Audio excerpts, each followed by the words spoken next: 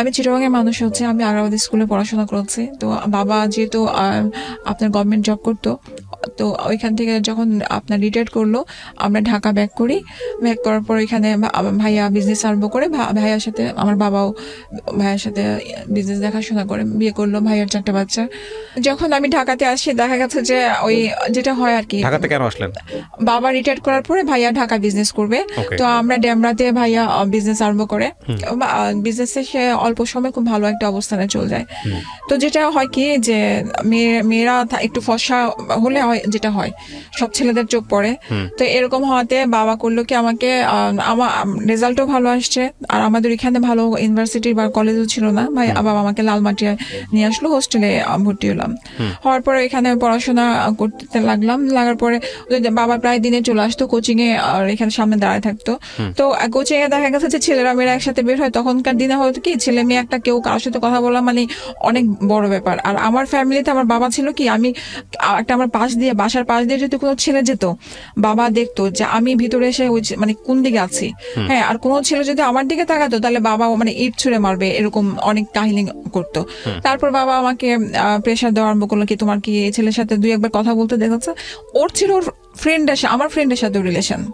তা আমি তাকে অনেক বুঝানোর পর তারপর সে বুঝলো না। হোস্টেলের যে মালিক তাকে বললো, মালিকের বলার পরে মালিক আমাকে প্রেশার দেওয়া আরম্ভ করলো, তোমার সাথে ছেলের রিলেশনে এসে তুমি থাকতে পারবে না। পরে আস্তে আস্তে আমি না আপসেট হয়ে গেলাম, বাসায় আমি চলে আসলাম। ছেলেটাকে আপনি আগে থেকে চিনতেন? ওর সাথে তো আমার যে, হ্যাঁ একসাথে আমরা কোচিং করতাম ও ইয়াতে স্যারের কাছে। ও একই ক্লাসে পড়তো? হ্যাঁ। ওকে, কি নাম ছিল? আমি লালমাটিয়া কলেজে পড়তাম আর ও ছিল মানে ওই ইয়াতে কেন্দ্রীয় কলেজে পড়তো। ওকে, কি নাম ছিল? আরিফ ছিল। আরিফ, ওকে। আমরা যে স্যারের কাছে কেমিস্ট্রি পড়তাম সেই স্যারের সাথে ওই আমার সেই ফ্রেন্ডটার নাম ছিল বুলু, ওর একটা অ্যাফেয়ার হয়েছে। তারপর দেখলাম, পরে শুনলাম যে ওরা বিয়ে করে ভাইয়া পিএইচডি করতে আমেরিকা চলে গেছে, ওর সাথে আমার ফ্রেন্ডও চলে গেছে। আমি একটু ক্লিয়ার হই, স্যারকে বিয়ে করেছে আপনার ফ্রেন্ড? জি। আপনার স্যারের বয়স আপনাদের চেয়ে বেশি ছিল না? অনেক বেশি ছিল। আর আপনার ফ্রেন্ডের নাম কি ছিল? বুলু ছিল। ও আচ্ছা, ওনাকে বিয়ে করে চলে গেছে। আচ্ছা, হ্যাঁ। তো সেখানে আরিফের ভূমিকা কি? আরিফের কোনো ভূমিকা নাই। তো তখন হয়েছে ও একা হয়ে গেছে। ও হ্যাঁ একসাথে পড়তো। আরিফ ওই মেয়েটাকে লাভ করতো। ওকে, নাও আই এম ক্লিয়ার। ও একা হয়ে গেছে। তো তখন আমার বাবা যখন প্রেসার দেওয়া আরম্ভ করলো, তখন আমি জিদের মাথায় বললাম যে হ্যাঁ ঠিক আছে, ওর সাথে আমার রিলেশন। আরিফের সঙ্গে? হ্যাঁ, আমার রিলেশন। আপনার সফট কর্নার ছিল আরিফের প্রতি যে ঘটনা ঘটার পরে? কোনো সফট কর্নার ছিল না। যখন প্রেসার দেওয়া আরম্ভ করলো তখন আস্তে আস্তে আমি আমার মনে হচ্ছে হ্যাঁ তাহলে ওকে মনে হয় পছন্দ করা আরম্ভ করলাম। হ্যাঁ, ওকে আমি যখন জানালাম যে ভাইয়া এরকম করতেছে, তো বাবা আপনি কিছু বলেন, বুঝান। তো আস্তে আস্তে দেখা গেছে কি যে দুজনে ভালো লাগা আরম্ভ হয়ে গেছে। তারপর বাসার মধ্যে ভাইয়া স্কুলে না কলেজে, এখন কোথায় পড়তেন? কলেজে। তখন মাত্র আমি কলেজে উঠেছি। তো ভাইয়া আমাকে ডাক দিয়ে একটা চট দিল, বললো কি তুই সারা জীবন কখনো একটা চকলেটের জন্য আবদার করিস নাই। হ্যাঁ, তো আজকে তুই এমন একটা ছেলেকে নিয়ে আছিস যেটা আমার পক্ষে বেছে নেওয়া সম্ভব না, কারণ ওরা ছিল ক্যালকেশিয়ান, আমরা ছিলাম চাঁদপুর। ক্যালকেশিয়ান বলতে? ওরা ইন্ডিয়ান ছিল, পাকিস্তানের ইন্ডিয়ান। তো এখন এরপর আমার ভাইয়া গেল ওর ফ্যামিলিতে, তারপর আমার চাচারা গেল। যাওয়ার পরে ভালো বয়সের আপনারা? হ্যাঁ। তো কিভাবে সম্ভব এখানে? চাচারা গেল, যাওয়ার পরে অনেক কিছু হওয়ার পরে আমি সেগুলো জানি, আমি হয়তো ঝগড়াঝাটি হচ্ছে, এগুলো আমাকে আর কিছু জানাই নাই। বাসায় আসার পরে আমাকে আবার ভাইয়া বললো তুমি আবার ডিসিশন নাও, তুমি কে ছেলেকে বিয়ে করতে রাজি? না হলে অনেক ছেলে আছে। আমি বলছি না ঠিক আছে, আমি ওকে বিয়ে করবো। ইন দ্য মিনটাইম আপনার সঙ্গে আরিফের কি কথাবার্তা হচ্ছে? কোনো কথা না। হ্যাঁ, তারপরে যখন আমার বাবা গেল, আমার চাচা ভয়ানক মানে ভয় পেতাম, চাচাকে কখনো এরকম দেখি নাই। তারপরে আমি আমাদের ওইখানে চিটাগাং রোড বলে, চিটাগাং রোডে তখন আমার মনে আছে 12 টাকা করে মিনিট ছিল। হ্যাঁ, ওদের TNT নাম্বার ছিল। আমি কল দিলাম, দেওয়ার পরে এখন ও বলতেছে যে তুমি কি বলো। আমি বললাম যে বাসা থেকে এরকম বলতেছে তুমি কি বিয়ে করবে আমাকে। এখন বলে যে আচ্ছা ঠিক আছে, ওর বয়স অল্প। হ্যাঁ, বলে ও কি করে না করে এগুলো আমরা তখন কিছুই চিন্তা করি নাই। হ্যাঁ, এরপরে গেল বাসার মধ্যে, আমি তো চলে আসলাম, কারণ বাসাতে আমার মোবাইল তো দিচ্ছে না, ভাইয়া কথা বলবে বা কিছু। তখন তো ভাইয়ের কাছে যেটা ছিল বড় একটা ওইখান থেকে কথা বলা সম্ভব ছিল না, খুব কড়া গার্ডে রাখা হয়েছে। এরপরে আমার চাচা আসলো, আমার চাচা এসে ওদের বাসা থেকে আসলো, আসার পরে বললো যে যেটা দেখলাম যে ক্যালকুলেশনের সাথে আমাদের কখনো মিলবে না, আর ওই ছেলেকে ওরা রুমের মধ্যে আটকে রেখেছে, রুম থেকে এসে আমার সামনে কথা বলার সুযোগ নাই। হ্যাঁ, তাহলে তুমি কিভাবে ওকে তুমি বিয়ে করবা? তারপরে না আমি অনর আমার কাছে মনে হচ্ছিল যে ওই আমার জগৎ। কেন মনে হচ্ছিল এরকম? কারণ আমি ছেলে বলতে ফার্স্ট লাইফে এই ছেলেকে দেখেছি, আমি অন্য কোনো ছেলের সাথে কখনো মিশতে পারি নাই বা কিছু। আমার কাছে মনে হচ্ছে যে আমার বাবা এত প্রেশারে রাখতো যে সব ছেলেকে নিয়ে সন্দেহ করায়, ওর সাথে রিলেশন হচ্ছে নাকি, হ্যাঁ, তো কেউ তাকাতে পারতো না। আমার কাছে মনে হচ্ছে বিয়ে হয়ে গেলে আমার ঝামেলা শেষ, আমি ওই বাসায় চলে যেতে পারলে আমাকে আর সন্দেহটা করবে না। তো যখন বলার পরে বলতেছে আবার চিন্তা করো, আমি বললাম যে কাকা আর চিন্তার কিছু নাই, আপনি ইয়ে করেন। তারপরে তো বাসায় প্রচুর ঝগড়াঝাটির গন্ডগোল হলো, আবার গেল, যাওয়ার পরে ওদের বাসা থেকে আসলো, আসার পরে ওর বাবা মা আসলো, ওর বোন আসলো, ওনারা আমাকে খুব সুন্দরভাবেই গ্রহণ করলো, আমার জন্য কাপড় চোপড় নিয়ে আসছিল, খুব ভালোভাবে ইয়ে হচ্ছে। তারপর একটা ডেট ফিক্সড হলো, হওয়ার পর ভাইয়া ওর অনেক ধুমধাম করে, মানে একমাত্র বোন তো, সে খুব আদর করে ওর ধুমধাম করে বিয়ে দিল। কত সালে? 2001 সেপ্টেম্বরের 29 তারিখ। তখন আপনি কলেজে পড়েন, সেও কলেজে পড়ে, ফার্স্ট ইয়ার? হ্যাঁ হ্যাঁ। ওকে। তারপরে বিয়ে কিন্তু আপনারা তো খুবই বুঝমান গার্ডিয়ান ছিলেন, ওই পক্ষও ছিল এই পক্ষও ছিল। ঠিক আছে, যদি মেয়েটা ছেলেকে পছন্দ করে, ঠিক আছে, একসময় বিয়ে করবে, ম্যাচিউর হলে বিয়ে করবে, লেখাপড়া করতে থাকুক, তখনই কেন বিয়ে দিতে হবে? আপনি তো বাসা থেকে বের হয়ে যান নাই, ও তো আপনার জন্য পাগল হয়নি, কারণ ও পাগল ছিল যার জন্য তাকে সে তো অন্য কাউকে বিয়ে করে দেশের বাইরে চলে গেছে। ওদের ফ্যামিলি থেকে চিন্তা ছিল কি যে আমরা যদি করে রাখি, হ্যাঁ, তাহলে আক্ট করা কিন্তু আরো 2 বছর আগে রেখে দিয়েছিল, কিন্তু নেয় নাই করে, আরো 2 বছর আগে রেখেছে। আপনার ইন্টার ফার্স্ট ইয়ারে থাকা অবস্থায় বিয়ে করলেন, তারও 2 বছর আগে আক্ট করে রেখেছে। হ্যাঁ হ্যাঁ, আপনার 2001-এ যখন আপনার আক্ট করেছে, নেয় নাই, মানে আসা যাওয়া করতে দেয় না, আমার সাথে কোনো যোগাযোগ করতে দেয় না। ওনার ধারণা ও চুরি করে আসতো। আপনার আক্ট হয়েছে 2001-এ, তার আগে কোনো যোগাযোগ ছিল না? 2001-এ আক্ট হওয়ার পরে 2 বছর কোনো যোগাযোগ করতে দেয় না। হয়তো কি ও আসতো চুরি করে, আপনার ধরেন সোমবার বৃহস্পতিবার এরকম চুরি করে আসতো। তো আসলে ওই হঠাৎ করে একটু কথাবার্তা বলতো, ড্রয়িং রুমে বসে থাকতাম, তো এরকম হতো। তো একবার এর মধ্যে একবার হচ্ছে কি, একদিন ও রাত্রিবেলা, আপনাদের স্কুলে গেলে তো কলেজে গেলে তো দেখা হয়তো। আমার তো কলেজ সবকিছু বন্ধ করে দিয়েছিল। কেন? লেখা বিয়ে তো হয়ে গেছে, আপনার কলেজ যা বন্ধ করে দিলেন? না, তারপরে বন্ধ করে দিয়েছিল, বলছিল যে আমার ভাইয়ের জিত ছিল যে ওকে আমি প্রাইভেটে পরীক্ষা দেওয়াবো, আমি ওকে আর হোস্টেলে বা লালমাটিয়াতে যেখানে এত বড় ঘটনা ঘটে গেছে, আমি ওকে আর হেবে পড়া। কি আশ্চর্য, ধুমধাম করে বিয়ে দিয়ে দিল ছেলের সঙ্গে, তারপরে আবার ঘরের মধ্যে আটকে রেখে প্রাইভেটে পড়াবে। আমি কনফিউজ। হ্যাঁ, কলেজে আমাকে আর ওখানে পড়াবে না, আমার ভাইয়ের জিত ছিল না, ওই কলেজে আর পড়াবো না, তুমি প্রাইভেটে পরীক্ষা দাও। হ্যাঁ, তো এখন ওইখানে আমি ওই এত কিছু আর আমি তখন জিজ্ঞেস করি না, ঠিক আছে প্রাইভেটে। আমি প্রাইভেটের পরীক্ষা দিয়ে নিয়ে আমি দিয়েছি ওপেন ইউনিভার্সিটি থেকে দিয়েছিলাম আপনার HSC। তারপরে তো ওদের বাসায় আমি যখন গেলাম তখন আমি প্রেগনেন্ট ছিলাম। হ্যাঁ, ও যখন আক্ট করে গেছে, লাস্টের দিকে দেখা গেছে যে আমার কনসিভ করে ফেলে, তখন বাসা থেকে। কয় বছর পরে? বিয়ের কয় বছর পরে? এটা 2 বছর। হ্যাঁ, এই বাসায় থাকা অবস্থায়, আপনার বাসায় থাকা অবস্থায়? আমার বাসায় থাকা অবস্থায় চুরি করে আসতো এটা নিয়ে। হ্যাঁ, তো একবার আসছিল, ওর বাবা রাতের বেলা থেকে ছিল, ওর বাবা সকালবেলা গাড়ি দিয়ে নিয়ে আসছে, এসে মানে জোর করে নিয়ে চলে গেছে। এরপরে এই চুরি দেখা অবস্থায় দেখা গেছে যে আমাকে তখনই আমার ভাবি বলতো যে ওর নিশ্চয়ই কোনো সমস্যা আছে, না হলে ও তোমার সাথে কোনো ধরনের কিছুতে ইনভলভ কেন হচ্ছে না। তো এরকম করতে করতে ভাবি এক ধরনের প্রেশার দিল, পরে আমিও দিলাম, দেওয়ার পরে তো আপনার তারপর আমি কনসিভ করার পরে ওর ফ্যামিলি থেকে পরে উঠায় নিয়ে যায়। হ্যাঁ, উঠানোর পরে কত সালে উঠিয়ে নিল? আপনার যে 3-এর দিকে উঠায় নিয়ে যায়। 2001-এ বিয়ে, 2003-এ উঠে নিল। 3-এ উঠে নিয়ে যায়। তো ভালো মতোই ওখানে আমি যাই, যাওয়ার পরে ভাইয়া রাতের বেলাতে আমাকে মানে দেখতে যাওয়ার পরে ভাইয়ের কাছে কেন জন্য মনে হচ্ছে যে আমি আমার বোনকে যে জায়গাটায় দিয়েছি এত ভালো মতো অবস্থান করে, কিন্তু জায়গাটা মানে পুরানো একটা চাদর, একটা নতুন বউ হিসেবে একটা মানে প্রেগনেন্ট অবস্থায় গেছে, ওদের তো খুশি হওয়ার কথা, পুরানো একটা চাদর বিছানো সারা মানে ওরকম ভাবে বসে আছে। ভাই আমাকে শুধু একটা কথা বললো যে তুমি কখনো ওর কাছ থেকে কোনো টাকা পয়সা চাইবে না, যা লাগে তুমি আমার কাছ থেকে বলো। ও লেখাপড়া তখন বন্ধ, ও কিছু করে নাই, ও হচ্ছে একটু শৃঙ্খল টাইপের হয়ে গেছে। ও আগে থেকেই মানে রাজনীতি প্লাস আপনার ওই অ্যাডিক্টেড ছিল। তো প্রথম থেকে জেনে আপনি তাকে বিয়ে করছেন? ও এমনকি আর্মস নিয়ে যখন ঘুরতো, আমি নিজেও দেখেছি যে আপনি জেনে শুনে বিয়ে করেছি। আমি বলছি যে বিয়ে করলে হয়তো ভালো হবে। আমি জেনে শুনে করেছি। আমি এখনো বলি যে আমি হাঁটতেছি, আমি ইয়া থেকে টিচারের বাসা থেকে বের হচ্ছে, ওর সাথে আর্মস পুলিশ আসছে, ও বলতেছে আমার সাথে যদি ধরে, আমি আমার ব্যাগে নিয়ে নিয়েছি। আমি ভেবেছিলাম যে এই ছেলেটাকে যদি আমার ফ্রেন্ড হিসেবে যদি ওকে আমি বিয়ে করে একটা ভালো ইয়াতে আনতে পারি, ও যদি ভালো হয়ে যায় তাহলে সেটা আমার জন্য অনেক ভালো। ড্রাগ অ্যাডিক্ট ছিল আপনি যেটা বলছেন, এবং তখন হ্যাঁ এটা ওর ফ্যামিলিতে জানতো। তো দেখা গেছে যে আমার তখন তো বাবু ছোট, আর আমি হ্যাঁ আমার ফ্যামিলিও জানতো। জানার পরেও আপনাকে বিয়ে দিয়েছে? ফ্যামিলিতে আমি কখনো কমপ্লেইন করি নাই। আপনার ফ্যামিলি জানতো ছেলেটা ড্রাগ নেয়? না, আমার ফ্যামিলিতে আমি কখনো ফ্ল্যাশ করিনি। আপনার ফ্যামিলি জানতো যে তার সঙ্গে আর্মস থাকে? না, আমি কিন্তু আমার ভাইয়া এটা ডাউট করতে পারতো যে ও অ্যাডিক্টেড, কারণ ও বুঝতো, কারণ একটা ছেলে কিছু করতেছে না, ঘরে বসে থাকছে সারাক্ষণ। ওনার বাবা ছিল প্ল্যানিং ম্যানেজার। বুঝতে পারছি, বাংলাদেশের one of the most popular shoe ব্র্যান্ডের কথা আপনি বলছেন, সেটার কোম্পানি ম্যানেজার ছিল, মানে মোটামুটি পয়সা ভালো ছিল, নাম করা। সে বাংলাদেশে সবাই তাকে চেনে। তারপর তো বাবু হলো।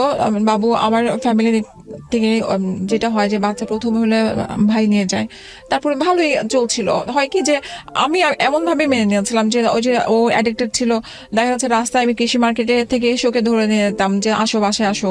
হ্যাঁ, তো আমার শাশুড়ি তখন দেখা যেত বকাবকি করতো যে কেন তুমি নিয়ে আসতেছো। তো হয় কি যে আমার হাজবেন্ড, আমি এখন সারা 2টা-3টা পর্যন্ত ঘরের মধ্যে নাই, তা কেন আনবো না। তো ও আবার তখন করতে কি যে আপনার মোহাম্মদপুরে যে লেগুনাগুলো চলতো, লেগুনাতে সে 2টা লেগুনা ছিল। তো তাদের কথা ছিল যে ও তো লেগুনা ওইদিকে চালায়, ওর হিসাব নিতে হয়, রাস্তায় থাকে। কিন্তু আমি তো জানি ও কি করে। হ্যাঁ, তো আমি বললো তারা এটা বিশ্বাস করতো না। হ্যাঁ, তুমি মিথ্যা কথা বলতেছো, তুমি বানায় বলতেছো। তো ঠিক আছে, আমার তখন হচ্ছে কি যে আমার ওনাদেরকে কথা বললে ওটা বিশ্বাস করানো হতো না, মারামারি তখন হয়ে যেত মারামারি। আমার ছেলেটা যখন অসুস্থ, তো প্রচন্ড শ্বাসকষ্ট, আমি ওকে পরে নিয়ে আসার পরে তারপরে জিদ করে ওর করে কি আমার তখন 4টা 4:30 বাজে, আমার কাজের মেয়েটা ঘর মুছতেছিল। তো করলো কি, ঘরের যে বালতিটাকে লাথি মারলো, মারার পরে পুরা ময়লা পানিগুলো এই জলের মধ্যে গায়ে পড়ে গেল। কার? আমার ছেলেটার। বয়স কত তখন ওর? 18 মাস। 18 মাস। হ্যাঁ, তো তখন প্রচন্ড জ্বর আর শ্বাসকষ্ট। আমার মাথা তখন প্রচুর, মানে আমি প্রচুর খেপে গেছি যে তুমি কেন এটা করলা, তোমাকে আমি এখান থেকে ধরে নিয়ে আসছি দেখে এর জন্য। এখন কি অবস্থা পেয়েছেন ওখানে গিয়ে, শ্যামলীতে গিয়ে কি অবস্থা পেয়েছিলেন? আপনার যে গাঁজা টানতেছে, কয়েকজন মিলে গাঁজা টানতেছে, অন্য কিছু না। হ্যাঁ, টানতেছে। তো আমার ওই গাঁজা টানতেছে যে সেটা তখনও আমি এত ভালো মতো বুঝতাম না। আমার কষ্ট লাগছিল কিভাবে যে শ্যামলীতে কোন জায়গায় আছে ও বলতো তো। আর আমি যে ঘুরতাম রিক্সা দিয়ে, আমি তো জানতাম কোন জায়গায় আছে। মানে আপনি মোটামুটি সমস্ত কিছু জানতেন? হ্যাঁ, আমি জানতাম। ওর ফ্রেন্ডদেরকে ফোন দিলে ইনভলভমেন্টটা কি পরিমাণ ছিল আপনারা বুঝতেই পারছেন। হ্যাঁ, তো আমি তো জানতাম, ওর ফ্রেন্ডদের সাথেও তো আমার সাথে ভালো কথাবার্তা হতো, একসাথে তো আমরা পড়াশোনা করছি, যে ভাইয়া ও কোথায় আছে, ও তো ওদিকে দেখলাম, এরকম বলতো। তারপরে করেছে কি, আমার তখন মাথা প্রচন্ড জিদ। আমার ওই যে পাশে আমার ছিল, ড্রেসিং টেবিলটা ছিল, আমি ধাক্কা মেরেছি, ড্রেসিং টেবিলটা ভেঙে গেছে। আমার তখন হাতের এই যে রগগুলো কেটে গেছে। আপনার? হ্যাঁ, রগগুলো কেটে গেছে। আপনার গায়ে হাত তুললো সেই মুহূর্তে? হ্যাঁ, আমাকে লাথি মেরেছিল। লাথি মারার পরে আমার পিছনে ওই যে স্টিলের দোল আলনা টাইপের থাকে না, আলনার মধ্যে যে আমি ভিতরে পড়ে গেছি। এটা কি প্রথম গায়ে হাত তোলা নাকি এর আগেও তুলেছে? আরো অনেক কয়বার। কিছু বললে, যদি ওর বাহিরে যাওয়া নিয়ে কিছু বলতাম, তাহলে ও এরকম করতো। তারপর পরে তখন আমি বলছি যে আমি আর থাকবো না। ওকে আপনি যে জোর করে এভাবে বিয়ে করলেন, ও কি আপনাকে ভালোবাসতো? বিয়ের আগে বলেছিল আমি তোমাকে ভালোবাসি? ওর কথা কি, ও আমাকে এইটা ব্লেম দেয় যে তুমি ফ্রেন্ডকে বিয়ে করেছো। আপনি তাকে এক অর্থে জোর করে বিয়ে করেছেন, ফ্রেন্ড হিসেবে বিয়ে করেছেন, এবং সে মেন্টালি মারাত্মক রকম ভাবে উইক ছিল। আমি যেটা বলছি সেটা আপনি উত্তর দিয়ে শুধু মুখের ইশারা করলে হবে না, আমার অডিয়েন্সকে বুঝতে হবে। মানে আমি যা বলছি সেটা হ্যাঁ অথবা না। উইক ছিল, সে আমাকে ভালোবেসে বিয়ে করেছে, কারণ সে নিজের বিয়ের গাড়িটা, আমি বলি বিয়ের গাড়িটা সে নিজে কাউকে ধরতে দেয় নাই, বিয়ের গাড়িটার ফুল দিয়ে সে সারাদিন নিজে সাজিয়েছে। এটা মিন করে না যে সে আপনাকে ভালোবাসে, এটা 0% মিন করে। এটা তার জীবনের স্বপ্ন ছিল, হয়তো সে নিজের বিয়ের গাড়ি নিজে সাজাবে, সে সাজিয়েছে। বুঝবো কিভাবে যে ভালোবাসে কিভাবে? আপনাকে সে ওয়ার্ড দিয়েছিল, একটু আপনি বলেছেন যে সে বলে নাই। না, সে কখনো এরকম বলে নাই, কিন্তু আপনি তাকে ভালোবাসতেন। বিয়ের পরে বলেছে। আপনি আপনি তাকে বলেছেন, বিয়ের আগে বলেছেন যে আপনি তাকে ভালোবাসেন। সে যদি আপনার কাছ থেকে সরে যেতে চাইতো, বিয়ের আগে আপনি তাকে যে কোনো ভাবে হোক ধরে রাখতে চাইতেন না? আচ্ছা, আমার ভিতরে এটা কখনো কাজ করবে না। আমার যে কেউ সরে যেতে চাইবে, আমি জোর করে ধরে রাখবো। আমি তাকে বলছি, এমন বলছি। গায়ে হাত তুললো শ্যামলীর এখান থেকে 2টা পয়েন্ট 3টা পয়েন্ট আমরা কিন্তু মাথায় নিয়েছি, এবং আপনারা খুব ভালো করে খেয়াল করবেন টিনেজ বয়সের এই যে ক্রেজিনেসটা, এটার শেষ পর্যন্ত রেজাল্ট কি দাঁড়ায়। এবং ডেফিনেটলি আপনি যেটা বললেন না, যে ওই যে একটা ছেলে ড্রাগ নিচ্ছে, একটু শৃঙ্খল টাইপের, এবং একটু এই পিস্তল নিজের কাছে রাখে, অন্য সবার চেয়ে আলাদা একটা পাওয়ার হোল্ড করে, এই ধরনের ছেলেদেরকে অনেক মেয়েরাই অনেক বেশি পছন্দ করে, অনেক মেয়ে পছন্দ করে। আপনি মাথা নাড়তেছেন, অনেকে বুঝবে না, কারণ করে তখন হচ্ছে কি গিটার নিয়ে হাঁটতো, চুলগুলো বড় বড় ছিল, ফ্রেন্ড ছিল। হ্যাঁ, তো আমার কাছে ভালো লাগা কাজ করেছে। মানে ওটাকে আপনার সিনেমার হিরো মনে হতো না? ওইটা মনে হতো না যে সিনেমার হিরো, কারণ সে যখন দুর্বলতা সেও দেখেছে। হ্যাঁ, সে ফ্রেন্ড হিসেবে সে আমার সাথে প্রত্যেকটা জিনিসে হাঁটছে। হ্যাঁ, তো যখন বিয়ে করেছে তখন তো ভাববো যে বিয়ের আগে আপনাদের কোনো ধরনের ইনভলভমেন্ট ছিল? তারপরে আমি তখন আমার ছেলেকে নিয়ে যৌথ পরিবারে থাকতেন ওই সময়টাতে আপনারা? হ্যাঁ, আমরা ছিল বাড়ির মধ্যে, এখনো শ্বশুর শাশুড়ি ছিল বাড়ির মধ্যে, কি করতেছিল ওই সময়টাতে তারা যখন আপনারা? আমার শ্বশুর আপনার মাত্র অফিস থেকে মানে যখন আমার হাত কেটে গেছে তখন ঢুকেছে, আর শাশুড়ি যখন আমার হাত কাটার থেকে শুরু করে ও যখন ঘরে ঢুকেছে তখন আমার রুমের মধ্যেই, তখন মাকে আমি বললাম যে আপনার সামনে আমাকে এরকম ভাবে মারলো, আপনি কিছু বললেন না? বলে যে আমি কি ওকে ধরবো কিভাবে, আমার শক্তির সাথে কি? আমার শাশুড়ি অসুস্থ ছিল, যেটা সত্যি কথা, উনি হার্টের পেশেন্ট ছিল, কিডনির পেশেন্ট ছিল। তো এরপর ও করলো, তো আমি বললাম যে আমি থাকবো না, আমি এরকম ভাবে আমি বাসায় চলে যাবো। এর আগে হতো কি, কোনো কারণে আমার শাশুড়ি যদি কিছু কমপ্লেন করতো, আমার শাশুড়ি আমার সাথে কখনো ঝগড়া করতো না, ওকে যদি কিছু বলতো তো আমাকে করতো কি, আমার বাসায় 1-2 মাসের জন্য রেখে আসতো, বল যাও বাসায় যাও, তাহলে আম্মা একটু ঠান্ডা হবে, দেখা যাবে যে টাকা পয়সার যেহেতু প্রবলেম, আমাদের তো তাদের কাছ থেকে টাকা নিয়ে আমাদেরকে বাচ্চার খরচটা নিতে হয়, কারণ এসে দেয় না, আর তো আমার বাবা যখন দিবে ওই বাবার থেকে নিতে হয়। বললাম কি থাকবো না, তো আমার শ্বশুর আমাকে খুব জোর করলো, কেন ভুল হয়েছে, ঠিক আছে আমি দেখতেছি। তো আমি তখন বলছি না আমি বাসায় যাবো। হ্যাঁ, বলার পর তো উনি আমাকে তখন একটা চট দেয়, দেওয়ার পরে তো আমার তখন উনি চটটা, আমার শ্বশুর চটটা উনি ভালোর জন্যই দিয়েছে, যেটা আমি ফিল করি যে একটা বাবা হিসেবে হয়তো মনে করেছে চট দিলে হয়তো আমি বুঝবো, কিন্তু তখন উনি আমাকে বলছে যে থাকো আমি দেখতেছি। তখন ও আমাকে রাগারাগি, ও বলতেছে যে যেতে দাও আব্বা ওকে, হ্যাঁ ওকে থাকার দরকার নেই, যেতে দাও, যাক দেখে কি করে ওর বাসার মধ্যে কদিন রাখে, এভাবে বললো। তো তারপরে এই ঝগড়া হতে হতে, হ্যাঁ, তো তখন প্রায় 11:30 এর মধ্যে আবার সে করলো কি, আপনার আমাকে নিয়ে গেল, আমার হাত বাংলাদেশ মেডিকেলের যে হাত ওয়াশ করালো, হাত ওয়াশ করায় তারপরে আমি যেতে চাই নাই, ও আমার হাত মেয়ে ছিল, তো ওইটা আবার এক্সরে করার পরে তো ভাইয়া আসলো, ভাইয়া আসার পরে ভাইয়া করলো কি, ভাইয়া ভাবলো যা হয়তো বা সাথে করে নিয়ে গেলে জিনিসটা একটু ঠান্ডা হবে, ভাইয়া তাকে ভাবি আসলো, ভাবি আসার পরে আমি ভাইয়া ভাবির সাথে গাড়ি দিয়ে চলে গেলাম। যাওয়ার পরে ওইখানে আমি 1-1.5 মাসের মতো ছিলাম। এই 1-1.5 মাস কি আপনি জানিয়েছেন আপনার পরিবারকে কি ঘটনা ঘটেছে, কেন ওই ছেলেটার ক্যারেক্টার কি অবস্থা? ওই অ্যাডিক্টেড যে এগুলো আমি কিছু বলি নাই, মারামারির ঘটনাটা বলেছি। মারামারির ঘটনা, তাহলে ওনারা কি জিজ্ঞেস করলো না কেন মা গায়ে হাত তুললো? ওই যে বাইরে ছিল, ফ্রেন্ডদের সাথে আড্ডা মারতে ছিল, তারপর বাবু অসুস্থ আসে নাই, ডাক্তার দেখানো লাগবে, কিছু বলেছেন মিথ্যারিতা মিলিয়ে। হ্যাঁ, আমি কখনো ওকে আমার বাবা মার চোখে খারাপ করি নাই, মানে এই নেশা আর আমি এগুলো বলি নাই। তো এরপরে ভাইয়া খুব খেপে গেছিল, ভাইয়া ওদিন মানে খুব যে এই রিলেশন আর রাখতে দিবে না। তারপরে যেটা হয় আর কি মেয়েদের ক্ষেত্রে, যে কয়েকদিন যাওয়ার পরে একটা দুর্বলতা চলে আসে, তারপর ভাইয়া নরম হয়ে যায়। তারপরে 2-3 মাস পরে ও আবার আসার পরে আবার নিয়ে যাওয়ার পরে এরকম ভাবে চলতে থাকে। চলার পরে এর মধ্যে আমার ছেলেটা যখন আমি কনসেপ্ট করি, আমার বাবা ভুলক্রমে আমাকে কৃমির ওষুধ খাওয়াই ফেলছিল ফার্স্ট বেবির ক্ষেত্রে। জি, তো ও কিছুটা অটিস্টিক ছিল, ও সব বুঝতো কিন্তু ও কথা বলতো না। ও 6 বছর বয়সে কথা বলছে। মানে ওকে করতো কি, যে হাত ছেড়ে দিলে, এটার জন্য ওকে আমি কখনো ছাড়তে পারতাম না। ও মানে চলে যেত যে কোনো জায়গায়, ও বুঝতো না, এমনকি মাকে বাবাকে ও মানে কানে যে শুনতে পাবে সেটাও বুঝতো না, এরকম ছিল। এরপর পরে ওর এক কাজিন আসে, একটা আপু আসার পর আমাকে বুঝালো যে তুমি আরেকটা বেবি নাও, তোমরা ট্রাই করো, দেখো। তাহলে ডাক্তারও বললো যে ওর সঙ্গী যদি থাকে কথা বললে ও কথা বলবে। তো এরকম করার পরে তারও অনেক দিন পরে একটা আমাদের মানে ওর ফার্স্ট বেবির 4 বছর পরে কনসিভ করার পরে, যখন কনসিভ করি আমি আমার শাশুড়িকে বলার পরে উনি বললো যে তুমি অ্যাবর্শন করে ফেলো।